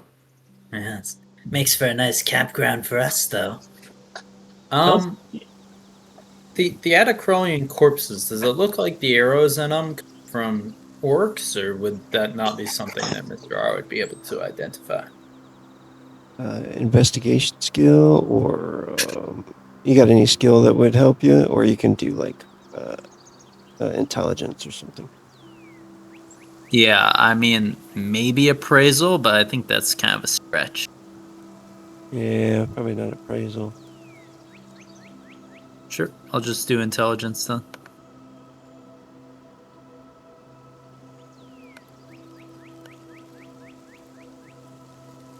Yeah, just a 6. It's a basic success. I think that you have seen this type of arrow before. Yeah. Pulling it out of Arthur's unconscious body, probably. Yeah, you're like, it does have that goblinoid type look. Could be goblin, could be orc. With that roll there. Well, I don't like the fact that we're running across weaponry that could potentially be orc in nature. Chichik's specified that this route would be trying to avoid the major. Well, I mean, think about it from, the perspective of perhaps his route is having us avoid, any greater camps that might exist. But, I mean... There's always scouts, hunters. Yeah. Sure. Perhaps, the Atacronians moving through this place with such a large amount of people prompted, a ambush by the orcs. True. Would anyone care to join me in opening up some of these very fine bottles of wine? I thought it would be apt to celebrate now that we're truly on the road to the Golden City. I believe I will save the celebration for after we reach the city. Fair enough. Still have a long ways to go. If you're opening up a bottle, if you're opening up a bottle, I might as well join you. It'd be rude to say no. Indeed it would. This man has good manners. Any other takers? Takeshi's deliberating it, looking at the ruins, looking at the wine, is like... I think I would like to just take one more stroll over these stones, just in case I might find upon something that reveals more clues as to our journey to the city. Something tells me there is more to these Triton and their civilization that meets the eye so far. As you say. And Mr. R is going to uncork one of his 5 bottles. Take them off of Betsy. I assume that the mule is going to be raised in the jungle and kind of sustain itself. Yeah, for the most part, it can have, it can eat some stuff around here. Excellent. and find puddles of water here and there. I'll have to get a token for it. All I've got is like a top-down donkey like this. Oh, well, that's fine. One of the free assets. No, I think actually, no, this is Jan's token pack. I actually bought farm animals. Only $5.99. Marketplace purchases. Free advertising. All right. I don't think we're advertising to anybody after I said 6-7. I don't think anybody's watching anyway. I also do not think that 6-7 is an advertisement. Like Anyone that's viewing more the of a VOD, shit post. Here's 6-7. Like, well, that's enough of this campaign. It's like that's not helping you sell shit.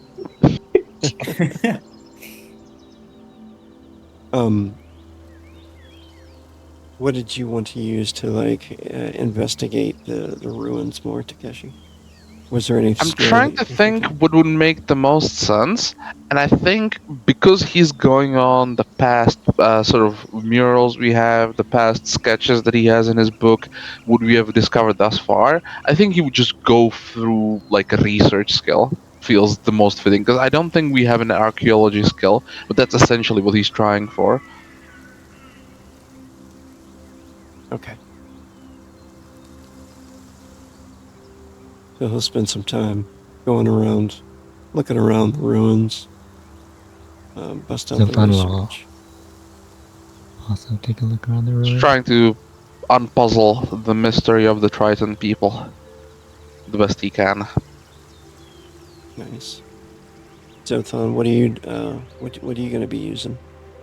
He's just gonna look around, turn on Astrosight, and look around for anything magical looking, Yeah. just to make sure. No.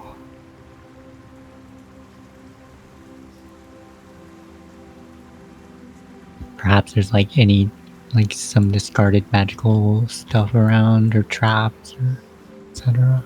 Yeah. Do you have the trap skill? No. Okay. You just going to do a basic perception with Astral?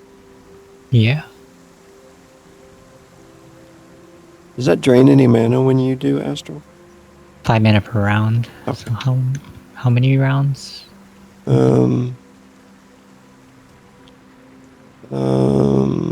How long would you want to? We'll say if a round's 5 seconds or whatever.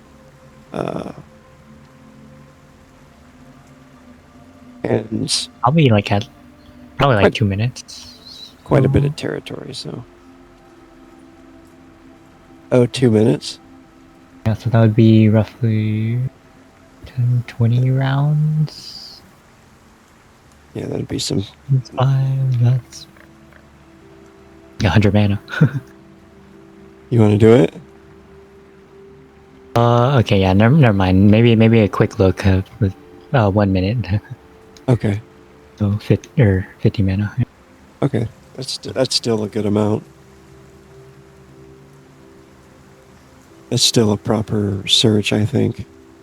So you go ahead and add the d20 to perception. Nice.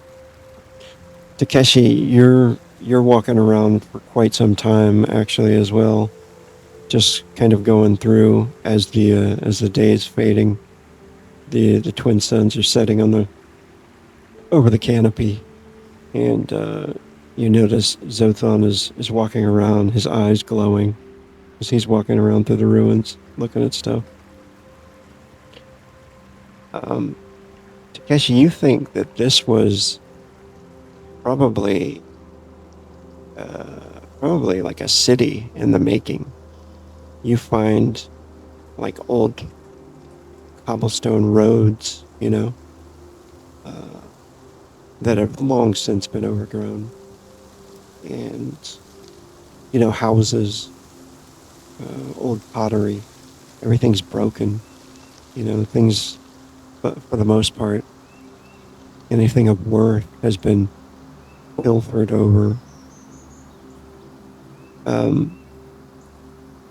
You're pretty sure too, though, that there might be some kind of actual sewer or passage underneath this place. In that case, Takeshi will forward that information to Zothon if he sees him looking around as well. Maybe see if he can bounce a couple of his theories and say that so far, from the discoveries made, it seems like we're at the beginning of the outskirts of a city or maybe a small village heading somewhere deeper in. Perhaps maybe the suburbs or the ghettos in front of the city of Golden Tears. I'd also believe these structures to be advanced enough for them to actually have their own sewage system. So if people want to potentially check that out, we could follow that sewage system rather than go topside. But of course, that means facing different dangers in different positions. But if memory serves, usually when a city is built and there is a system of sewers, they tend to lead back to the center. So potentially we could use these ruins as a way to navigate and easier mark our way towards the big city. It's an option if Ratcatch's brother's directions. Yeah, let's cross-reference it with the direction we have and maybe use it as a guideline. But I suspect that this is probably like a chunk of the city we're actually looking for. This is just, this is the suburbs. Assuming that like the city of Golden Tears is like a huge city back in the day, then there probably would have been smaller villages around, or yeah, this is probably like that were connected. Yeah, these are the hovels outside of Vladicus, to use a metaphor. Yeah. You guys think that's probably an accurate depiction. Zothon, can you roll a D100, please? Lower, better. Boom. I will say, we do have the large tent that fits up to 10 people. So we have a tent to sleep in. Cool. That's very cool. I can give you guys And I remember, we had to get it identified because it gives like an extra D10 healing for sleeping in the tent for whatever reason. Yeah, because it's an enchanted tent, because we got it from the mages. Uh-huh. And then Arthur has a bedroll. I don't know about you guys. Mr. R has a medium tent, bedroll, and blanket. I mean, you can sleep in your own tent if you want to, nerd. Well, how big is this tent? Mr. It R fits is a up to lot of 10 mammal. people. Oh, yeah. Yeah, so the 5 of us, even with you, should be good. You can put the small tent in the big tent. Like, the big tent is good enough that, like, even Betsy could sleep in there with us and we wouldn't be cramped. Why don't you give the medium tent to Betsy? Give her own tent. Probably more sanitary that way. Whoa. No. Is this our Yeah, fancy tent? That's a fancy mage tent. It's a nice tent. And to be fair, seeing as the tent has been magically enchanted, so there's like, this is probably some Harry Potter tent shit. Like, you fold out the tent and there's like a living room. No, nothing like that. At the very least, in our level, we don't have anything that cool yet.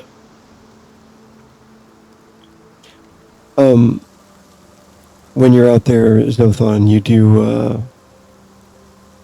you notice you find a slight there's a lot of green mana around this area, kind of just almost like a miasma in the air. Of course, it's not poisonous to you, but as you're looking through the astral, that's what it looks like around you. There's a lot of green mana in this area. But as you're moving through the location, you do notice that there is a sparkling of a different color of mana coming from behind one of these old houses that's fallen in on itself, you know. As you kind of come up to that, you turn the corner of the stones where you can actually see what the mana is. It's coming from a bottle. It looks like a jug. The jug has some symbols on it that are elven in nature, and you notice that they're still in the hands of a dead soldier who's wearing like old Atacrolian armor, and it's just a skeletal remains, you know.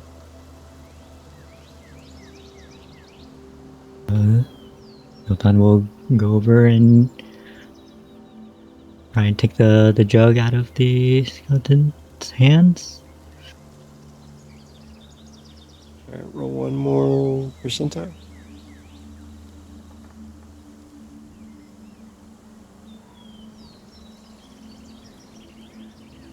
And then go back to Takeshi and tell him there's traces of green magic around, and there's also this. Interesting. No Elvish. I do wonder if the green magic is just because of the jungle, but then again, I mean, you go into the forest, that's what you would go if you were looking for druids, so it makes sense. As for this, let's see if we can figure this out. The guy clearly seemed to be from Atacrolis, but an elf? To think right, didn't we see an elf in the Glerkus shrine as well? We did. Could Yeah. be an elven Altacrolian expedition. I mean, it could have just been a lot of elves. True. Or They do breathe like rats. Do they?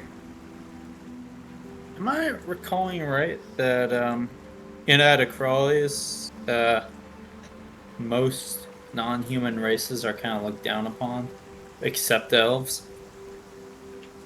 Yeah, there are some elves. There's a lot of mixing of humans and elves.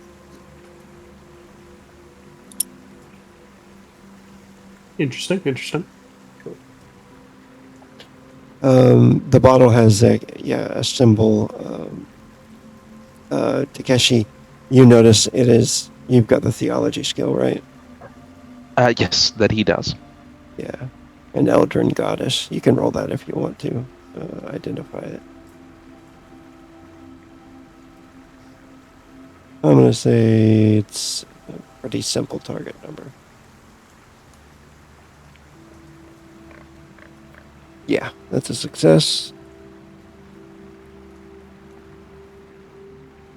It is the goddess. It's a sickle and a lotus leaf. The goddess Inacia.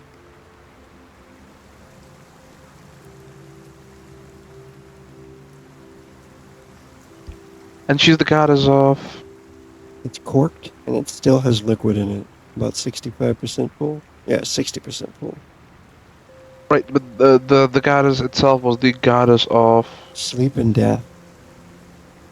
Okay, the goddess of sleep and death on the bottle, and there's still something in it. I mean, I'm not gonna say it's probably poison, but if I'd had to bet, if I was a betting man, I would probably say... Drugs, you know? Just because the guy clutching it was dead doesn't mean anything. All I'm saying is, if I was about to be surrounded by a bunch of orcs who wanted to ritual sacrifice me and torture me for a week, and I had no way out, it's one way to go. True.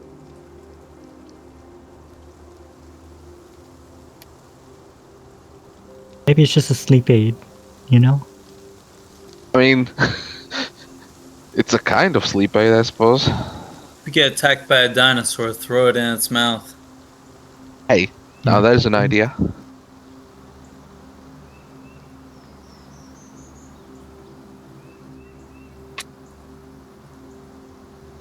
right.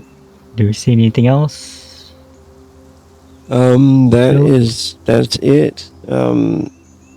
You're pretty sure that there are passages underneath this place. Other than that, it looks like it has been like really picked over after many years. Of probably orcs and imperials and I mean, it also makes sense from the journal is if there are nearby settlements and this isn't too far, if you're an orc kid and you have nothing to do, this is the first place you go and fucking sneak away from your parents for, Yeah. to just fuck around and loot shit. This is Yeah. literally your fucking doorstep. This is what you would be clean first. Definitely. The night comes and you guys have a sleep in the tent. Any role playing during that night in the tent? There's a campfire. Did you set a fire? I've got a tinderbox if anyone needs assistance with that. I mean, if we're trying to start a fire, we can start a fire, but if there's no need for it, it depends on if anyone's trying to cook anything.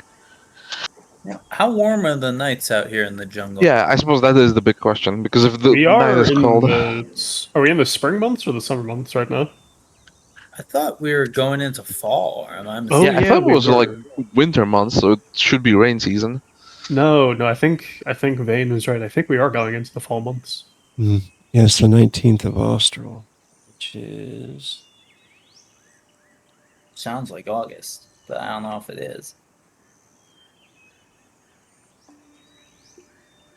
it's like August. Okay, so it's still like, I would assume, reasonably warm. Yeah, it is probably still hot right now. Very good. Maybe starting to cool up a little bit, but yeah, just got out of Skyburn was the month prior, so Okay. so you guys don't need a fire really if you're not cooking anything. Mr. R has dark vision, so if he's warm, he doesn't give a shit about fire. It's just another way to be noticed. I think Yep. because you spend the last hours of the daytime sketching things in his book and writing things about the notes on Triton culture, and I feel like he's probably feeling like just taking a bit of a rest, because he's been cutting vines all fucking day getting us here. To be fair, Arthur's probably spending his time just finishing up the brooch. Sure. Enjoying a glass of wine from while Mr. R regales him with tales from Vladicus. Yeah. Talk about his brother probably as well. I think now that the secret is out, and he no longer has to hide it, he's quite talkative about his brother. I think he probably enjoys sharing. You probably get the impression from listening that he, even though he was a younger brother, Mr. R did admire him in some ways. The rad Giga Chad. I'm curious, Rajkash, what was Chitrek's preferred choice of weaponry? I believe he had a rather nasty he was fond. You cut out as you're saying the weapon. Oh. I believe he had a rather nasty crossbow he was fond of. He used to brag it could take down almost any game. Well, I don't know how exaggerated his claims were. He was always a braggart. We have seen our fair share of adept crossbowmen at work, so I suppose if he's truly skilled enough, he might have meant those claims. Well, I think it would have been quite heavy weaponry. I mean, creature. But, Kaz was a demon with a crossbow. Was. The hunter formerly known as Cad.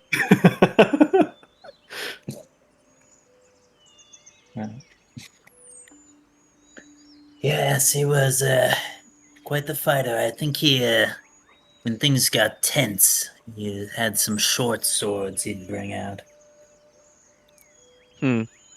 So a versatile man then, both at range and at close. Oh yes, a damn fool, but quite good in a pinch. I think before he set off on this latest adventure, he was patrolling the border of the with some elf he called a master. Oh, Curious. Indeed. I guess he got tired of hunting the org there. Went right into their home. I do hope he's alright. He's a resourceful Tark. I'm sure if anyone could survive out here, it's him. Well, the skill with the crossbow and hunting bodes well. Means that even if he got separated or lost, he could still provide for himself. Yes. I'm sure Nimtat will watch over him. I wonder why his journal was left behind of all things. No weapons or anything like that. Just no camping supplies. Just the journal. Oh, it Perhaps does he bode meant well to for leave a his odds trail of for him. survival. I was He about did to say. need to go meet him at the Shrine of Glurkus. The only thing odd about it is how the entry ends abruptly. But of course, if he died there, we would have found his remains. Or there would have been blood on the pages of the journal. Perhaps someone probably would have collected the journal as well. If nothing more than a trophy. There would have been more traces than just the journal alone if he had died there. More likely, either he left it intentionally, or at worst, he was driven off in a hurry and dropped it in his haste. Suppose we'll have to see. Yes. I It's all mean, still, speculation for now. of all the things to drop, could have been worse. Could have been supplies. Could have been his water skin. At least Oh, he yeah. didn't drop anything that could keep him alive. Right, you are. I think I'll take first watch tonight. You guys can get a little bit of rest first. Very And to good. be entirely fair, didn't we find the Shrine of Glurkus beset by 2 giant basilisks? That would drive off most people. True I enough. mean, beset is a strong word. They were there. Whether they were Might have guarding the place or Listen, wildlife. Listen, I am writing a book, and I deserve to add embellishment. You're gonna add embellishments even if I tell you something otherwise. You know that's right. I at least have to get the facts straight here before you go and write lies in that book of yours. Listen, it's just a different form of truth. Yeah, it's called lying.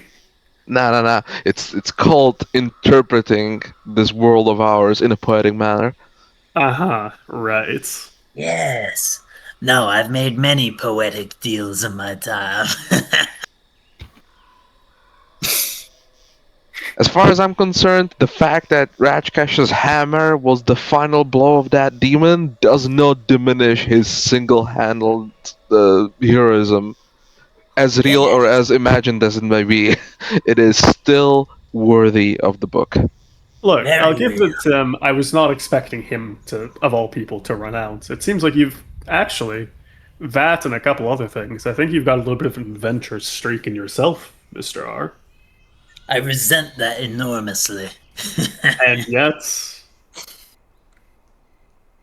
No. I mean, with all of those potions you just brought from Lark, I think you have more danger in you than meets the eye. Like, I reckon you could take something dangerous down by yourself if you had to. was it I'd not rather not. 2 days ago that you decided to take a dive into the runes without your guard with you? Yes, well, I mean, I thought I had uncovered some valuables. But yes, sometimes, I'll admit, I do lose sight of my better. That a better My guard would brother have stopped perhaps you. aren't so different in that regard. What do you have against Claudius Snowcrag? Yeah, you've been a little bit odd about him ever since the accident with the golem. I mean, no, even a little bit before then. Were you jealous? I only have respect for the strong. Oh, You're a musician. what And? counts as the strong to you? Yeah, I would have considered Claudius a strong one. He was able to Strong to me. hang with us. That was the opinion of the council. What? When you reach artistic heights as high as mine, then you gain insight from those beyond. And they tell me who is strong, who is worth a spot in my legend. Uh-huh. I mean, to be honest, there was a moment or two I was doubting his capabilities in that first Decayer fight, but then he proved himself, and he has continued to do so over the entire course of this journey. Everyone has a bad day, and that day was his. I would say that day was the Decayer's bad day. Right you are. Yes. The first of many mighty foes that this company will vanquish. No doubt. I mean, that wasn't the first, but it's certainly in the list. Maybe like 5th or 6th. Shall we say it was a noteworthy... It sealed the deal, so to speak. Sure, it brought us together as a group properly. You really did become one of us when you decided to throw caution to the wind and charge a demon. Your words warm my heart, friend. And yet the glare in your eyes tells me otherwise. I mean, the way I see it, in the right hands, with the right crowbar, avarice can be a weapon. After all, it defeated that golem, didn't it? True. Yes. That was luck at best, and me trying Listen, to... greed is good, it's a quote, I'm putting it in the book, and that's enough. I have Every time. often said such things. We should retire. We need to be up early so that we can continue traveling. Wise words. Cheers. And he polishes off the bottle. Good night, gentlemen. Excellent. The folks of Vita know how to brew wine. I suppose they do. And Arthur will finish his drink as well. I hope we'll be able to get it from the city itself. That's where I'd like to travel after we do our work in the city. We definitely do need to at least leave the jungle at some point after we're done with what we need to do here. Saving your brother, setting up a place for the refugees, getting them self-sufficient. Indeed. If we can make it back to the big lake in the middle of the Crow Wilderness, there's a river that we could take southward. It goes straight to the city. It's a beautiful place. A beating Now that heart. is... It'd be the that is perfect actually place a- to show off our winnings after we ransack this city. sturdy enough boat, that could definitely improve our chances of carrying almost anything we would want. Well, the difficulty is going to be lashing to the bar. And of course, carrying things through the jungle to begin with. But I'm sure we'll figure it out. We're a resourceful bunch. Yeah.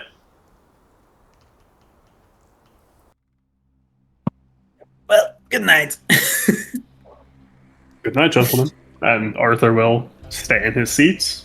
Yeah, Continue wake his me work. up when it's time for my watch, and Takeshi will take a nap. Are we... Let's see here. Are we doing 4 watches or like 2? Or 3?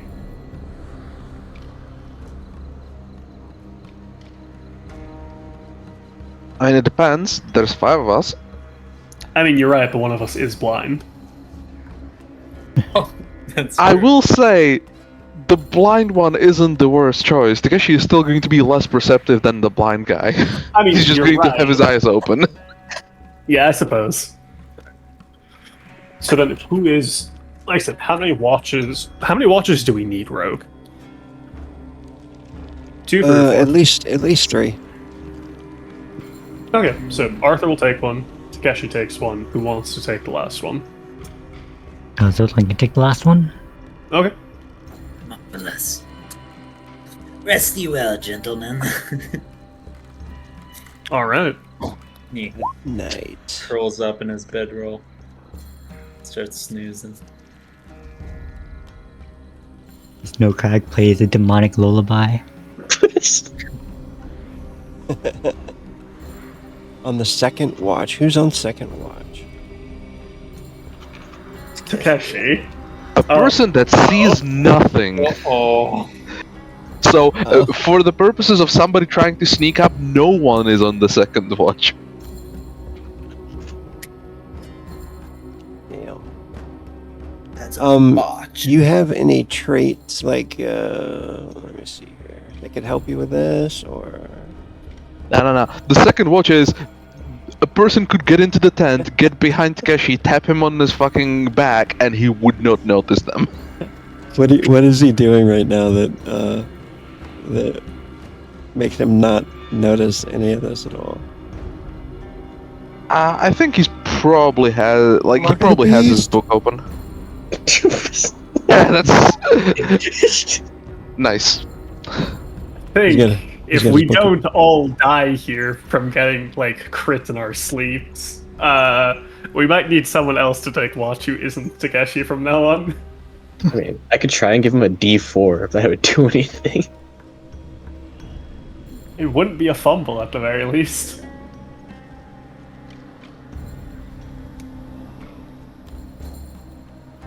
So maybe it could be like he did play like a horror song or something, or started like whispering horror stories yeah. before bed, and That's a it's cool just like idea. scares Takeshi into being a little bit more alert. That's a great idea. I like it. Or he just lies and said that he heard orcs nearby. Just anything that would. Yeah. I mean, if you said that you heard orcs nearby, Takeshi would at least have his eyes open looking for them. Oh yeah, that's for sure. Using his love of green and what is it, dark-skinned creatures against him. Nice. What do you got to roll? It's... Actually, it would be deceive if he's lying to him about orcs. It's not a creature. Storytelling for horror story? Creative influence.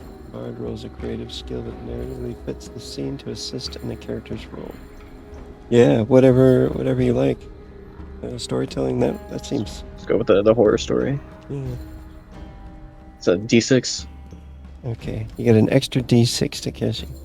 Because of that Rolls another story. 1, it doesn't matter. Yeah, that'll be a true fumble. Okay, cool. So So 6 6. total. Not a total fumble.